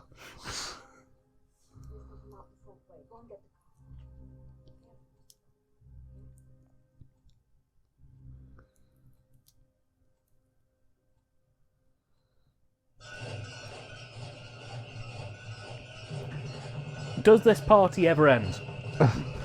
It is every day in Nassau. It's clearly been going now for about 6 weeks. The people are exhausted, malnourished. The film only takes place over 2 days. It's been going on for 6 months. I think it happens in real time. Feels like it.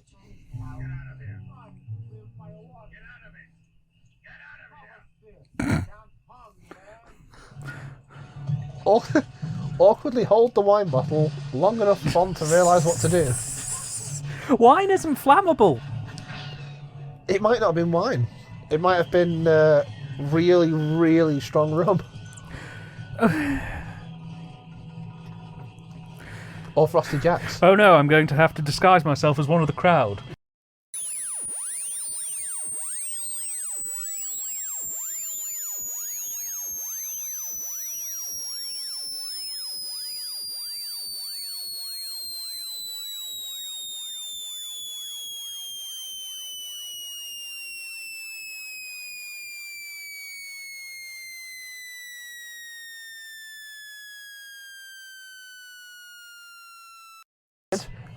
I can use Felix's powers of regeneration. I forgot I'm a Time Lord. Adric! Oh, not what I want. That's how you regenerate. You just go... You just go, Adric. And then characters from your life, as in you, Daniel, your life, start flashing around. Oh, yeah. You So, mustn't die, Dan. Chameleon. Yeah. My... It's just multiple chameleons, if anything.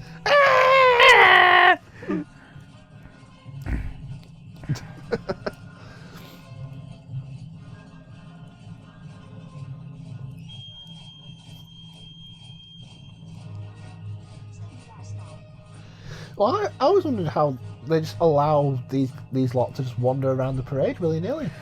Yeah, they don't really get a... There's no security or anything. No. If anything, they encourage interlopers. Just come in and start kicking people over. No one really stopped Bond just wandering his way into that float. No. He wasn't exactly conspicuous about it. And you can see his big Scottish eyes peeking out from the side there. Oh, there's blood on this float.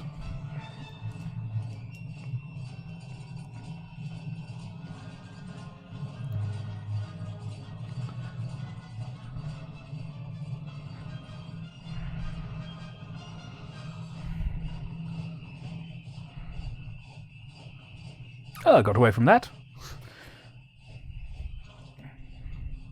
Don't mind me. Bleeding. Gunshot wound. Bye-bye.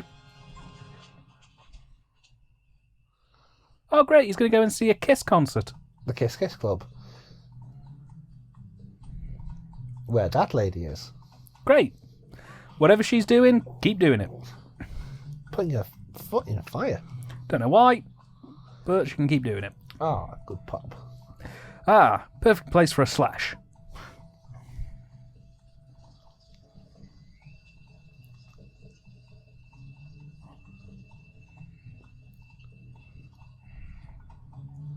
By the way, this is the scene you were talking about earlier. Oh, yeah. Oh, yeah, this one annoyed me when I watched it the first time. Why did it annoy you? Because it's not a pun. It's just really rubbish. It's just really, really rubbish. And it's too on the nose. Get used to that. Jesus Christ. Well, no, but I don't mind like when he puts a toaster in the bath and goes shocking, there's worse to come. Or like, yeah, but it's nothing. It's not even a joke. It's nothing.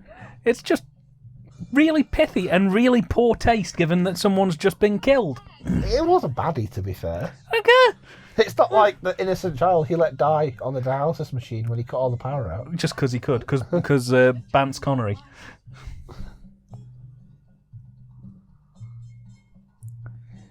He could have come up with anything. He could have done the Arnie.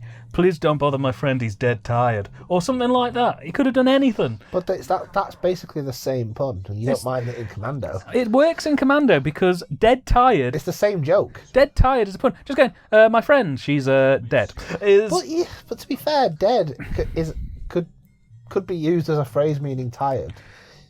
I know, but I wouldn't you say... You might not say it, but I can imagine someone going, oh, I'm dead, meaning I'm tired. You know what I mean? I would just say dead tired. Complete the emphasis. Complete the... Because that's far too down-to-earth working class for our good friend Mr. Bond. Well, he could have said anything. He could have said, please don't mind my friend, she's just been shot. It's a very strange thing, considering you don't mind the extraordinary superpowers that Bond uses in this scene to accurately... He's literally faster than a bullet in this scene. Yeah. That's the least of the problems. And he's literally faster than a bullet. Well, yeah, that's also negating the... I like the fact that no one heard the gunshot that just got fired. I'm pretty sure you didn't use a silencer. Here you go. One of my friend's sisters went out.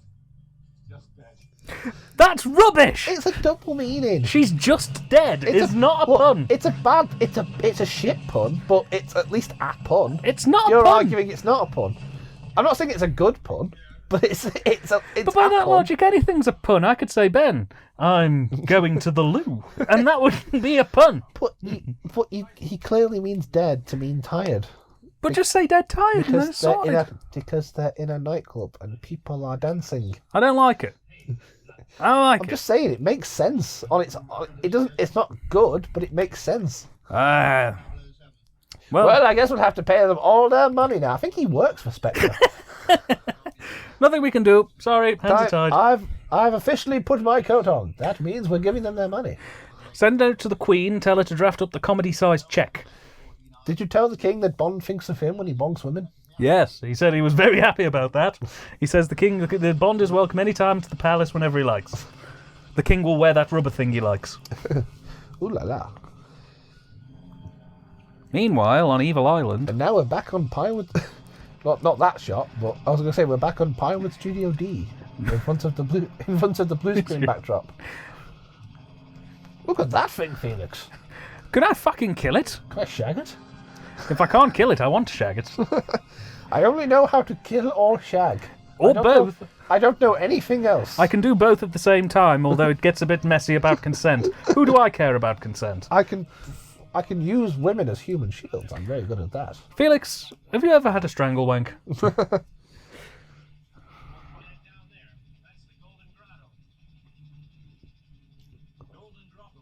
Yes, it's because it's golden, and it's full of grottos. All right. Felix, have you ever made love to a shark? I don't think I like talking to you much, Bond. You're a bit of a weirdo. Felix, have you ever walked off the edge of the set? Felix, have you ever been in a helicopter? Because you're not in a helicopter now. Well, no, 007, I can't say I ever have. You're watching Thunderball on the Comedy Dining Experience. F for fun. Thunderball. He used a magical bucket. It was a magical bucket Q probably gave him. This 007 may look like an ordinary wooden bucket. However, when you put it in the water, you can see anything you fucking want. Oh, no! Dead shark. Stop it! Don't kill Jaws. No animals were harmed in the making of this film. Apart from that shark. Apart from that shark, which we shot. We fucking killed. With a gun. Dead. What? Oh, he just looked quite silly jumping in. He did. He's back in those little fucking shorts. Stop it. Well, he's not going to wear full trousers underwater. He's scuba diving. Nobody could put that rubber thing back on. The red thing. Yeah. Chuck that away. Get another one. He's got a wardrobe full of them. When he got in the car with Fiona Vulp. Yeah, but he has, like I say, he's got a wardrobe full of them. It's special private time. Oh, look at that one. Nice. That is not the real Connery. He probably didn't want to get back in with those fucking things again after what happened in the swimming pool scene. I'd rather spend time with the spiders than the sharks again. I wonder which one he preferred, swimming with sharks or having that creepy crawly spider on him. I think he'd probably have gone for the sharks because he really hates spiders.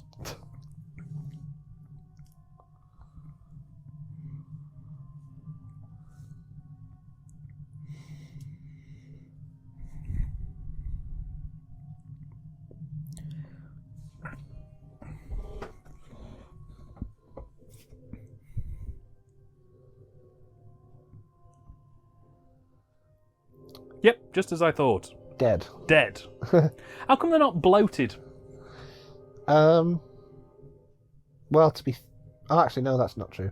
I was going to say they've got things in thehave mouths, but then their noses aren't blocked. You'd think after being under the water for like 36 hours, especially salt water, that it'd have at least swelled them up. Because that happen? Yeah. Well, when people drown?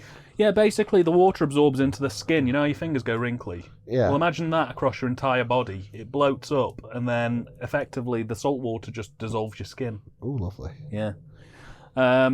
Think Ben Gardner's boat in Jaws. Ooh. But he should look like that. But I suppose that would have gotten Bond a 12 rather than a PG. Would have got him an X. Mm. Because there was no 12. Oh, shit, yeah.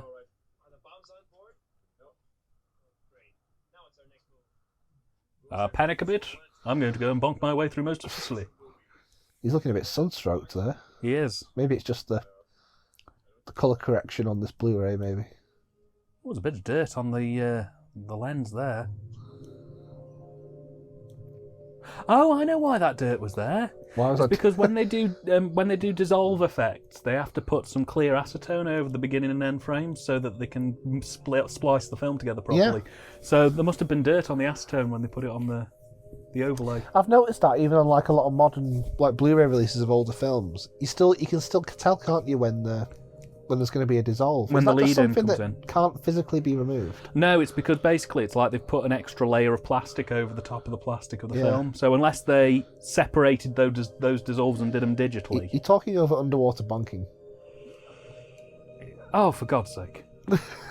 You've never made love at sea level then?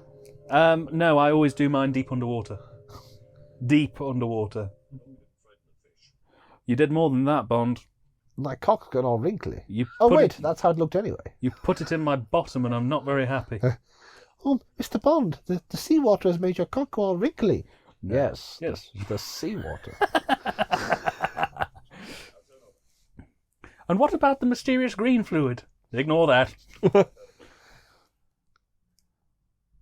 I would see a doctor in 6 to 8 weeks, though. I'd never do that. You would never If I was suck. with a lady and she got stung by a jellyfish, she's just gonna have to deal with it. Yeah. I ain't doing shit like that. No.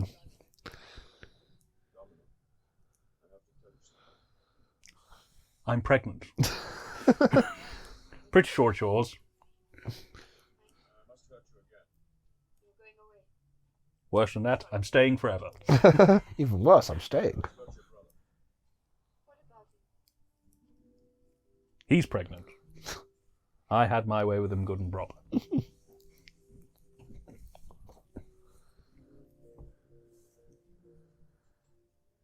She's not in the Bahamas in that shot. This is not a real film. It's not real. It's all made up. I made this up.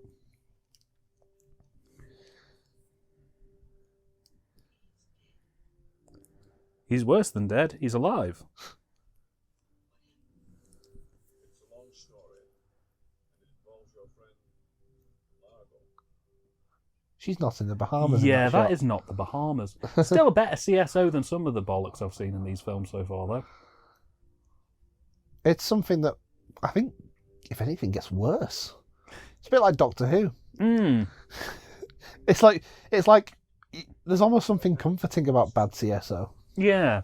I mean, Ed, my favourite one is Ambassadors of Death, where Pertwee climbs out Well, of that the one's spaceship. famously got really ropey effect, doesn't it? My favourite one, though, is the bit where Pertwee goes on the spaceship up to wherever it is he's going, and he climbs out the spaceship, and rather than fake him jumping off a ladder onto the floor, they just move the CSO up. So it looks like he sort of is stood still, but the background moves to land him on the floor.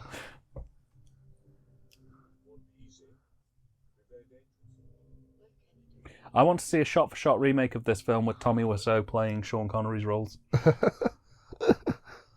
You mind if my friend sit this one out? She dead. I go underwater. I take many pictures of bombs that aren't there. Our bombs, they're not there. They're somewhere else. I don't know. Felix, what are we going to do? Uh-oh. Watch out for Vargas.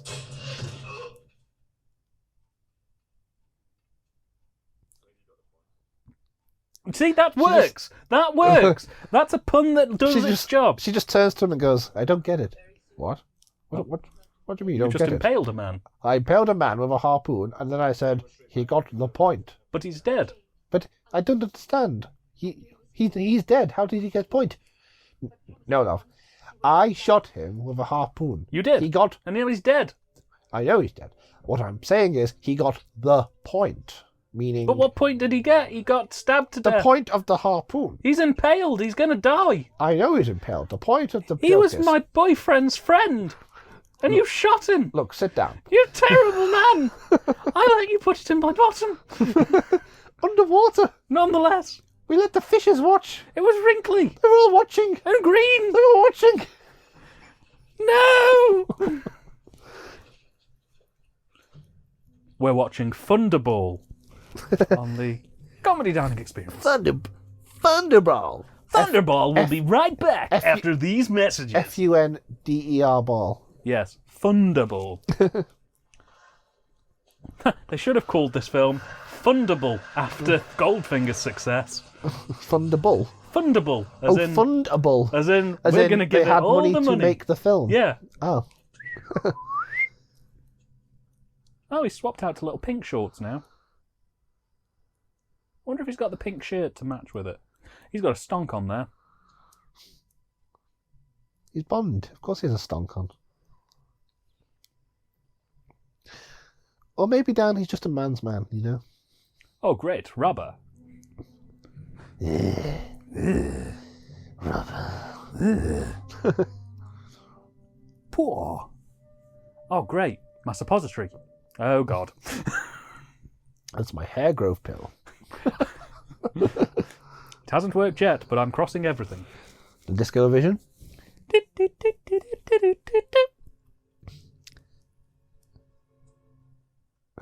Mr. Largo, we need to launch the nukes. I wonder why. He's the greatest dancer. Make it so. What is it? Mr. Doppelina, Mr. Bob Doppelina. Oh, the monkeys? Yeah. Yeah, that's Mr. Doppelina, Mr. Bob Doppelina, Mr. Doppelina, Mr. Bob Doppelina. Zilch. You need four of us Yeah. to do that properly. Throw I'll multi-track it. Never mind the furthermore, the plea is self-defense. Never mind. And then Well, the Mike plea is Nesmith self-defense. comes in. It is of my intention that the people are intending. It is of my opinion that the people are intending. Zilch. And then it stops. And then it comes back super fast. The this has nothing to do with Thunderball, but the remastered version of Headquarters has all four separated tracks Really? of that little thing. I will be right back again, ladies and gentlemen. Oh no, am I flying solo again? Oh. Well, here we are. It's just me and you. Thank you very much. Cheers. Take care. Dan has just brought in some Amazon boxes It's Christmas time. of more tripe, I guess, that he'll be to Load of Christmas presents. watching for his channel. Christmas. Christmas in September. Sit down and get back to work. Sorry, boss. Oh, gee, boss. Sorry for being late, but do you really have to bust my balls? I'm busting your Thunderballs. Thunderballs. Look, Bond has infiltrated the baddies. Yes, my watch is still great. It's George Lucas on the left there. Oh, great! Actually, when I started in Thunderball, Q's a funnier character than we've ever had in the series. I wanted Q to originally be played by Anthony Daniels, but they wouldn't let me. I don't know why I'm doing Kermit the Frog. It's like poetry, they rhyme. It's a rhyming cycle.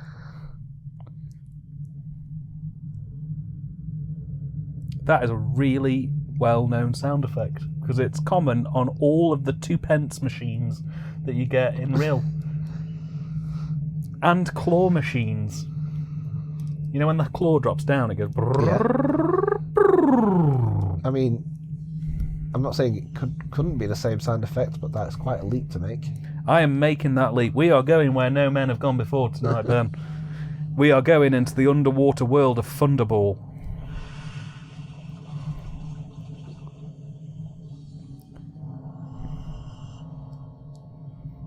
The rest of the film is underwater, isn't it, pretty much? Essentially, yes. But Ben, we've got 25 minutes left. Oh God.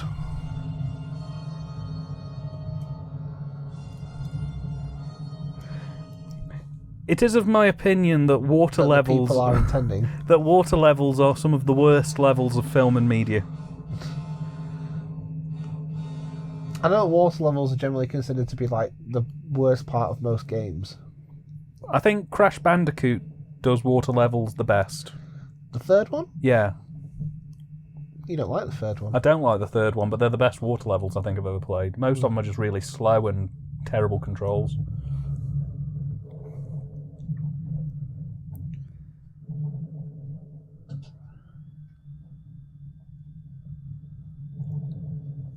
You know what this needs more? Ottawa.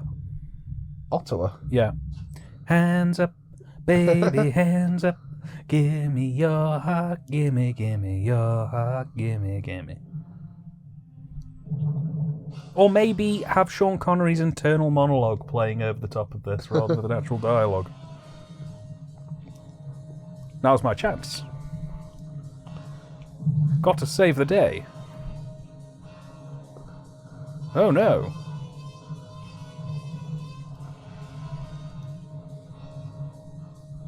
So, for you, what point does Sean Connery start phoning it in? Probably somewhere in the middle of this. So from this point onwards, we're watching disinterested I don't know. Sean I think Connery. Goldfinger is probably the height of his sort of, you know. He's still going for it in Goldfinger. But by You Only Live Twice, the next film, he's very much phoning it in. Right. But he's still very watchable. Even though he's phoning it in, if that makes sense. Oh yeah, well this is it. He may be a catastrophic, misogynistic, sex pervert racist, I'll watch him. But you can tell in You Only Live Twice that he's just sort of, he's very much done with it by that point. And then by the time we get to Diamonds Are Forever, he's completely phoning it in. Wow. Just sleepwalks through the film, basically. Does not care. Yeah. Hello, I'm Bond, I guess. James Bond? Yeah, fine. Can I get you a drink, Mr. Bond? Yes, Shandy Bass. I don't know. You tell me. I'll drink what you want to drink, or I won't drink at all. That's your choice. Meanwhile on the evil boat. I wonder if pictures of his penis are on this. Better get it developed.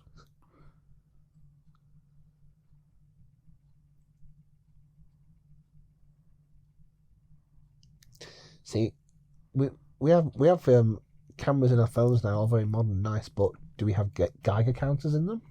No, we do not. I mean, you can download an app that will fake the effects of a Geiger counter, but... What's the point of that, then? Why would you need to fake the effects of a Geiger counter? If you want to trick your friend into entering a radioactive room. No, it's fine. See, no radiation at all. Just step on in there. Unless your friend was particularly stupid. I mean, you're getting away from the bigger question of how have I made a room radioactive, but...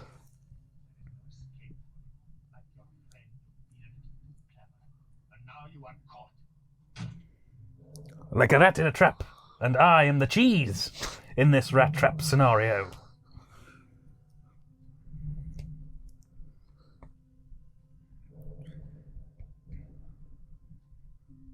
Oh, it's the start of Arena.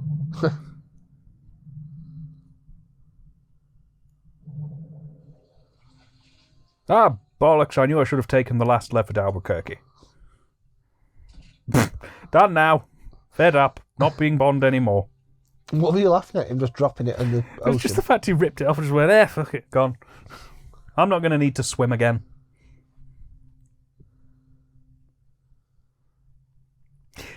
I'm getting with Connery's Bond that he spent a majority of the time either underwater in a hotel room or tied up, and that's it.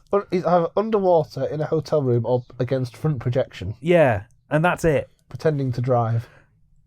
I mean, if that's what secret agent life's are like, I'll probably give it a This- swerve. This would not really be that torturous, I don't think. No. Cigar and Ice. That has more to do with, like, bondage stuff. And I think he's a bit of a carryover from our good friend Mr. Fleming. What number book was this? The 6th, I think. Oh, so a fair way down the line. Yeah. But don't forget there was the whole thing with Kevin McClory at the time, so I guess they wanted to get this one made and out of the way, Yeah. so they didn't have to deal with him. This cave has an opening. I remember that this film ends kind of anticlimactically compared to the other films. Isn't it something like the helicopter pilot saved the day? Something like that.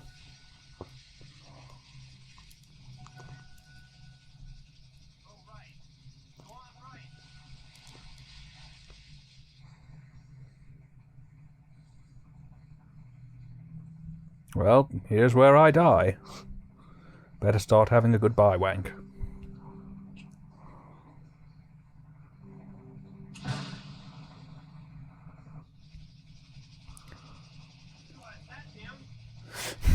Might not be. No.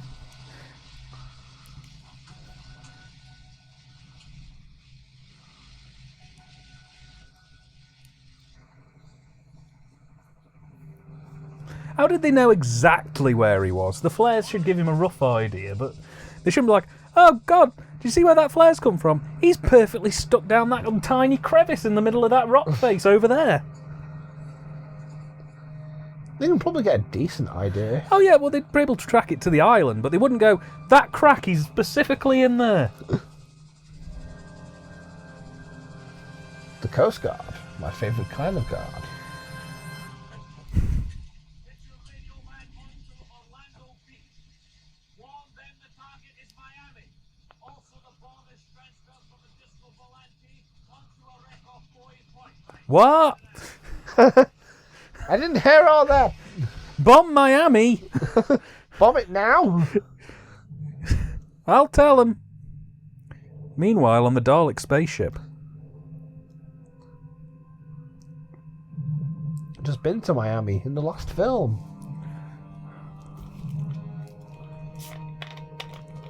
I'm drinking 7-Up.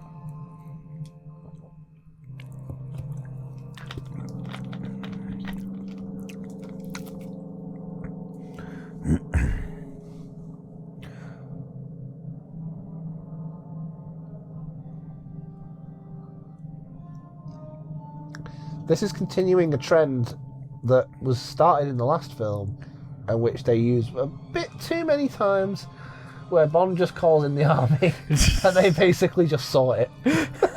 Which makes you think, why doesn't he just do that every week? Yeah, realistically, I mean, if the army's going to resolve the situation... Like, you know what? As soon as he should do it, like, he doesn't even need to go at the country. Like, as soon as M calls him to brief him, Bond, we have word that Spectre are planning to. Could you not call in the army? They're planning to nuke Paris. But could you We not need call you in to the get that? army? No, he doesn't even say anything. He just picks up the phone. Paris. Next mission. Done. Next mission. What's Money, ne- please. What's next, bitch? Sexy lady, please. What's next, cunt? Please don't call me that, first of all. Whatever, can't.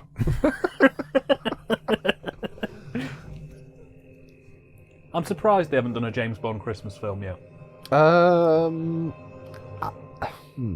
guess the closest to that would be On Her Majesty's Secret Service, but that's because a lot of that takes place in Switzerland, in the snow. So maybe it's not really a Christmas film, but it always feels Christmassy to me because of the setting. I could just see Like this feels like a summer film because it's set in the Bahamas. On Her Majesty's Secret Service is set in like snowy, European-y climates. I could just see, say Christmas and die. Bond has to go undercover. Well, unless you count that there was a character in The World Is Not Enough called Dr. Christmas Jones. So, Bond has to go undercover as Santa Claus at a department store, which is actually running plutonium dealings. I could see Roger Moore doing something like that. Yeah. Running around as Father Christmas. He'd have like a stunned look at some point where he'll be like, My favourite part about underwater sequences is the fact that you can't tell who the goodies and baddies are because everyone's wearing a fucking mask. yay! I know they tried because the US Army are wearing red and Spectre are wearing all black. But And let's be it honest. still just looks like a bunch of blokes writhing around in slow motion. And let's be honest, is there anything more pleasing to the ear than the sound of water? Just the noise of underwater currents. Well, you could argue down that some people find them quite relaxing. Unless I find them especially relaxing when there's a team of 50 men harpooning each other. Especially. Oh, Gracie's pissed himself. That pill really backfired. It did. I told you it was a suppository. God damn it. Incontinence gets us all, old boy.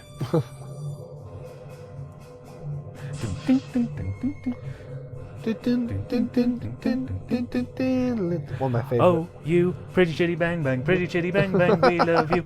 And your pretty chitty bang bang, pretty chitty bang bang loves us too.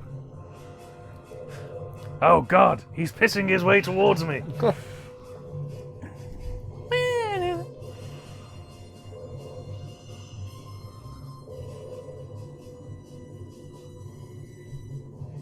As an aside, Donkey has just uploaded a new video. Oh, that's nice. Yeah. But there's no point talking about it because it will just immediately date the commentary. Video Game Donkey is a YouTuber. No, as in it will date it to the exact day. Oh, yeah. What day is it? It's the 16th of The December. 16th of December, 2019. 2019. Dawn of the And final day. Bond is. And we're watching men slowly writhe around. Dun, dun, dun, dun, dun, dun. Oh, great. Well, you see, your problem is you didn't have one of them. I just needed a... They just did the white power symbol. Brilliant. I knew there was a conspiracy. I don't know what's happening I anymore. knew why this film was cancelled. Sean Connery climbed into that hatch and then disappeared and was never seen again.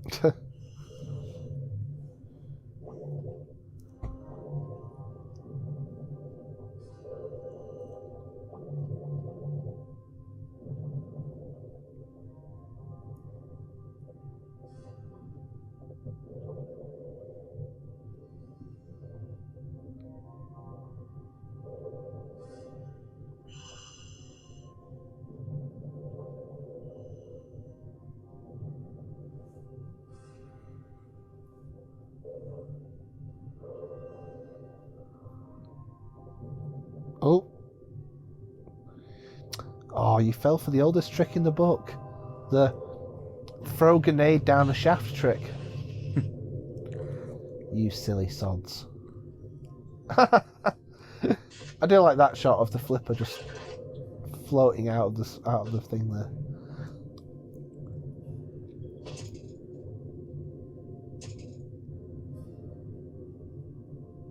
Those are some quite unpleasant cracking noises. Mmm.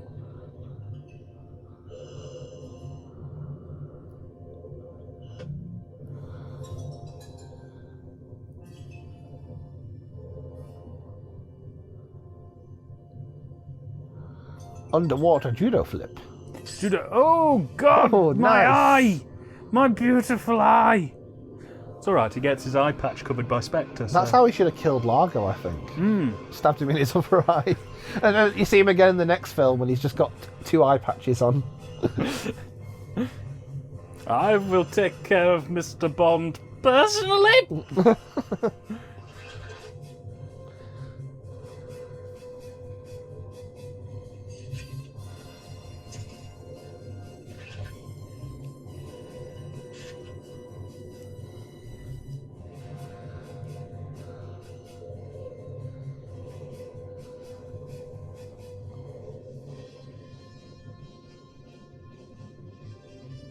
Oh, it's all gone a bit Magnificent Seven.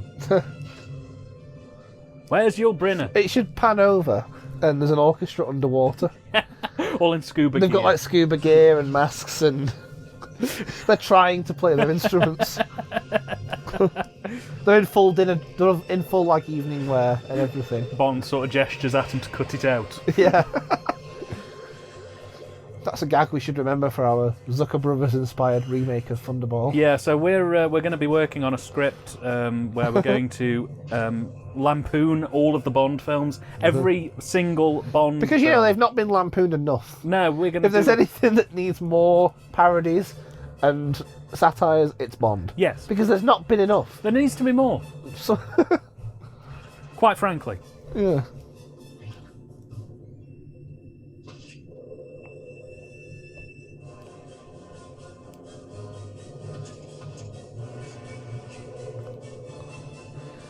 Ooh, nice red.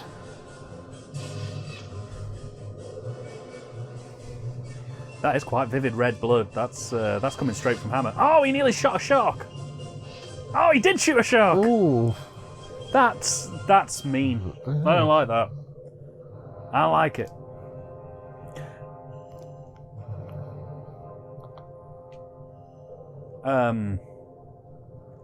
So Ben, I'm confused and lost now.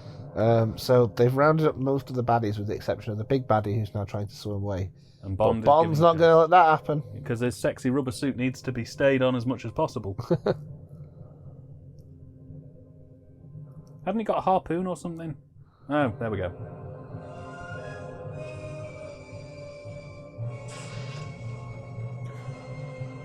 He shot the wrong guy, Bond. He could have shot him and ended all this. They had to give Largo no face mask thing, otherwise you wouldn't know who the fuck it was. Yeah. Luckily, he's got that thing from Crash 3 that lets you swim really fast. Dun, dun, dun, dun. Do-do-do-do-do-do. Dun, dun, dun, dun. Dun, dun, dun, dun, dun, dun, dun, do-do-do-do-do-do. I mean, it must have been fun shooting this. That's but... the music from Crash 1. I know. The music from Crash 3 is... I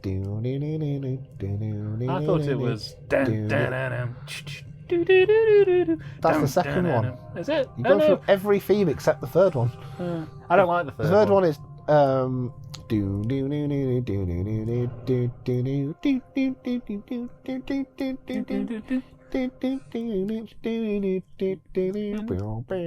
The rest of the commentary is just me singing. You're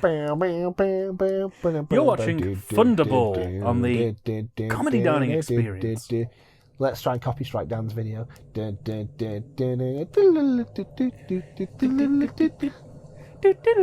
You copy strike off people just humming. No. You can say that it's an original performance. Pardon me, Vicar. Pardon me, Vicar. Nice little stock. Use all the stock footage.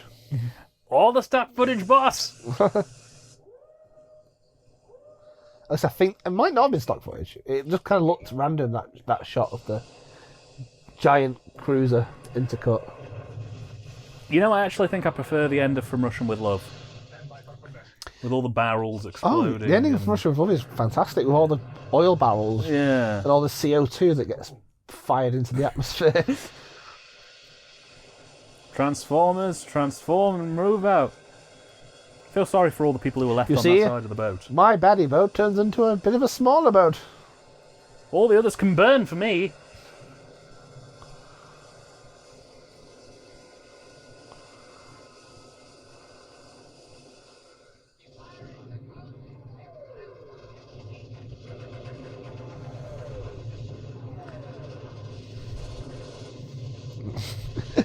The days of nice, quiet Bond films where he just wanders around doing a bit of spying are long out of the window. We are now on to a gigantic sea battle.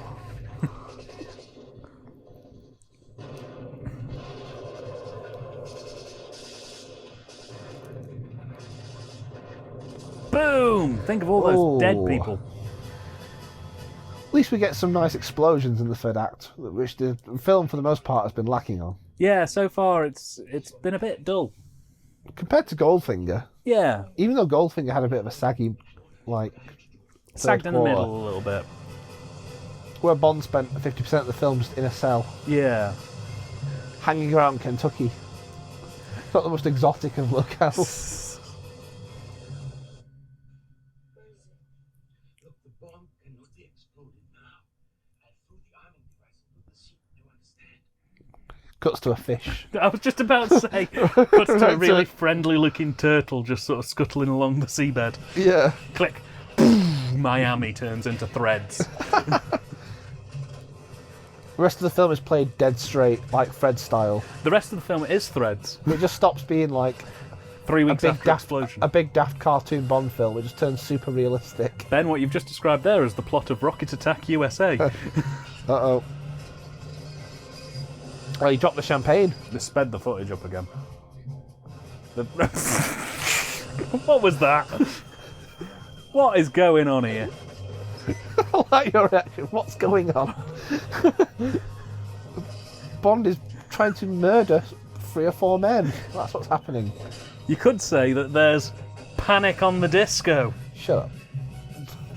That's a pun. That's not really, is That it? works. That's funny. It's not as good as She's Dead Tired.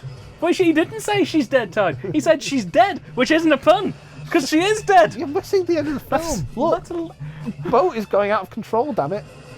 And that little shot there is the exact same shot that was played a moment ago. There's a lot of this film that I think would work very well as GIFs. I want to cut to like a big wide of the boat just going in a circle. Yeah. I'm surprised nobody has CSO'd other footage over those windows. The bit that all the footage, the psychedelic footage from Willy Wonka and the Chocolate Factory. Yeah. Maybe somebody going through a supermarket. Is Bond down for the count? No. He got harpooned by a beautiful lady. Domino will sort him out. You did it, Papa John. Or whatever your name is.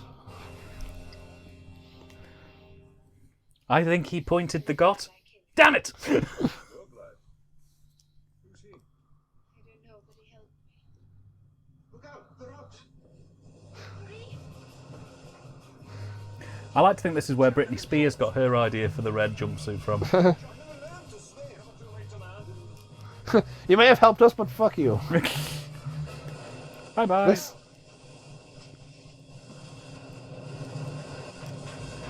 That explosion That's, was apparently so loud it knocked out all the windows in about a 5-mile radius. Jesus. People literally had their windows smashed so they could film that shot.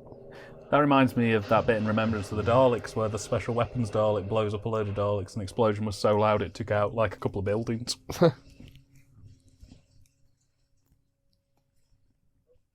Didn't take out the buildings. It took out the windows on the buildings.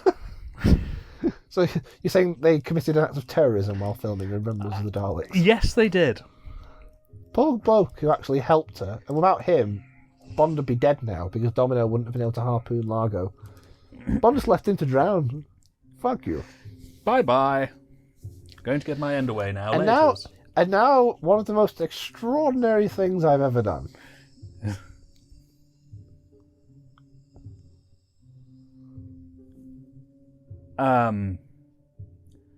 And to answer your question, it is that big.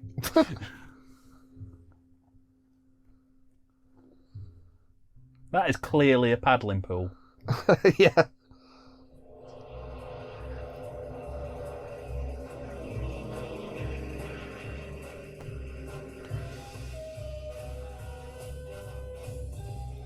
Does he do what he did in Doctor No and cut the rope off and oh, Jesus. I love the little cut away to them against the CSO. Yeah. Ah, That was the end. Released for United UA Artists. thank God it's over. That was a- Luciana Pauzui, that's the name. Rick Van Nutter played Felix Leiter. Can my stage name be Rick Van Nutter? Do you reckon they have a Leonard Sachs Ah. from, was it Fawlty Towers? No, that's Andrew Sachs. Oh. Who's Leonard Sachs then? Andrew Sachs' great Maybe. grandfather. They might be related. I Could don't know. be. Could be. Thanks to the Navy giving us all your boats that we promptly blew up. I can't be bothered with the rest of the credits. Done now. Yeah, but I think it just faded away. I think there was more credits. Yeah. Oh well, lion end. Well, that was. Oh well, in for a penny. That's. Oh well, the lion's on. That means it's over. Done now. Go home. Connery and Domino got their backs broken. That should have been like a post-credits little thing. Connery and Domino got their backs broken because you can't fucking do that. Have you ever been dragged at about 60 miles an hour? Because that's what they just did. It's all right. Bond will be back in his next outing. You only live twice. Twice. Ironic title. So, See why? Ben, Thunderball. What did you think? What did you think of Thunderball, Ben? Well, it's the start of a trend that is going to define the series for probably the remainder of its life, really. At least the remainder of the next 20 years or so of it. Is that just this thing of like, make it bigger, make everything bigger, more. We're gonna end up with Bond in space eventually. That's how sort of over the top it goes. And I think Thunderball is kind of like the first sign of the franchise showing a sort of like, it's sort of being almost weighed down by its own success because it just tries to do so much. And I think that the next film does crazy insanity a little better than this one. Thunderball's a bit too relaxed in places. I feel like, it's like a weird mix of the sort of casualness of Doctor No, where a lot of scenes consist of Bond just wandering around hotel rooms, having dinner with the villain. I say, I believe I'm going to shoot you by the end of the film. At least he didn't do any wine boring stuff in this film. There was no. He does at one point. A nice vintage, I see. Him and Domino have a little thingy about wine. I missed that.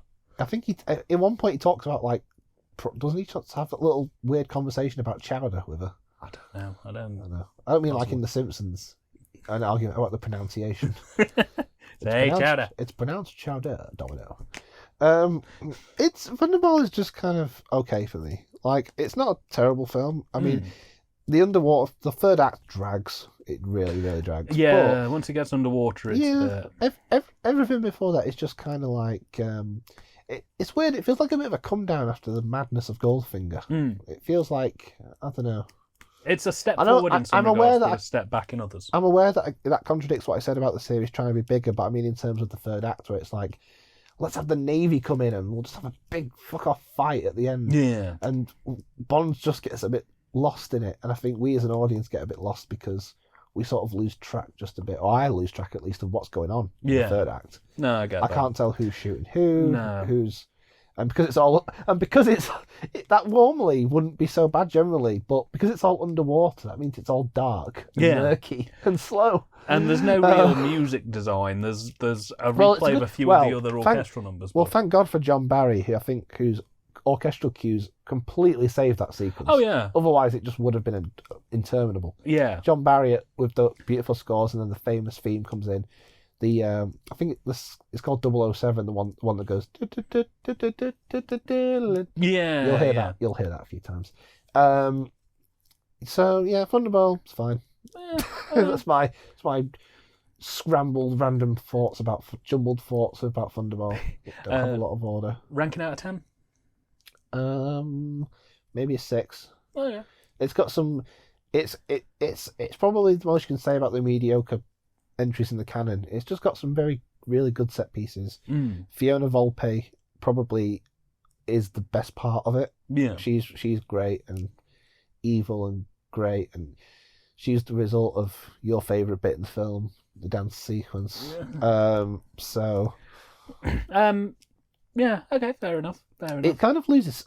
It's weird. It starts off really strong, and then it almost loses steam as it gets to its main location. Like all the stuff in the spa is like really good, and all like the opening's really fun and daft with the jetpack, and it just slows right down. And then when he gets to the Bahamas, it slows right down, almost as if like maybe like they were just getting more pissed behind the camera. Ironic, given that the title of the film is Thunderball, which sort of implies a bit of momentum, a bit of speed behind it. No, I think the next film does the whole let's just throw every fucking thing at the wall and see what sticks approach a little better. Yeah. I mean, I thought it was I all really right. like the next film, as you'll find out. I shall look forward to it. Yeah. I thought it was all right. It had good moments, but it was very slow. Around about the second act into the third act, it started slowing down, and by the third act, I was just sat there waiting for the credits. It was. It's Yeah. not even the longest one. Well, yeah. I mean, it's got good bits. I like Q's bits. I like the bits in the spa, as you mentioned. I like the jetpack bit, and I like the bit at the end for its absurdity. Another problem as well is that Largo and the villains are just not as memorable as Goldfinger. No, yeah, I agree. After Goldfinger, you want to come on strong and bring in a really not a good villain, or at least a villain that could match Goldfinger. But Largo just isn't. He doesn't have as much of a presence as Goldfinger. No, he doesn't have as much of a sort of wit about him, or he's not as fun to watch. No, he's just sort of there. Yeah, and that's about it. So I think I don't want to be overly cruel to Thunderball, but I haven't seen a lot of other Bond films to really give it context as to what's considered a bad Bond film, what's considered a good Bond film. I'm leaning towards giving it a 5, but it might be a lower 5, dropping possibly to a 4. So I'd say 5 is what I'm going to give it.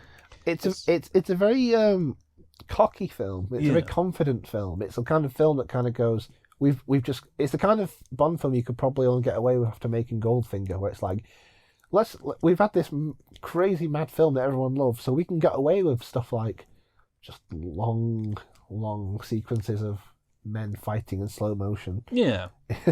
And the sequence near the beginning where they actually unload the bomb, where they show us every single step. Yeah. Bit by bit. It's that kind of stuff that, I mean, I think if you re-edited this film and made it about half an hour shorter, it'd probably be... Well, at least you've got slow motion space acting to look forward to. Oh, great. Slow motion underwater acting. But is there any gurning? Gurning? Like gurning to the camera. Like Pertwee gurning? Yeah. I'm sure we'll come across that more than a few times. If that's in the space acting, I'm sold. So, thank you for joining us as we went through Thunderball.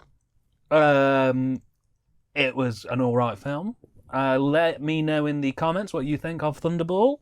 I hope you enjoyed our company today. We are now going to go and... Should we watch Threads next? Yeah, we're going to go and watch Threads and feel sad. Again. We are going to... Should we watch it and just say all the same things that we said in the other video? I'll get the transcript up. Like literally the same things. Exactly the word same for things. word, Word beat for word. beat. No breaks whatsoever. Exactly We the laugh same at the same points. We make noises. If one of us makes like a noise, like a noise, we both have to do that as well. We'll get the same room, we'll get it set up exactly the same with all the same implements and all that. Yes, we will do that. We are now going to go and get prepped for the next film. We hope you enjoyed this commentary. Remember to let me know what you think, and we will see you next time. Now, if you excuse us, me and Dan are going to make sweet love. Oh, passionately. Let me get the rubber suit.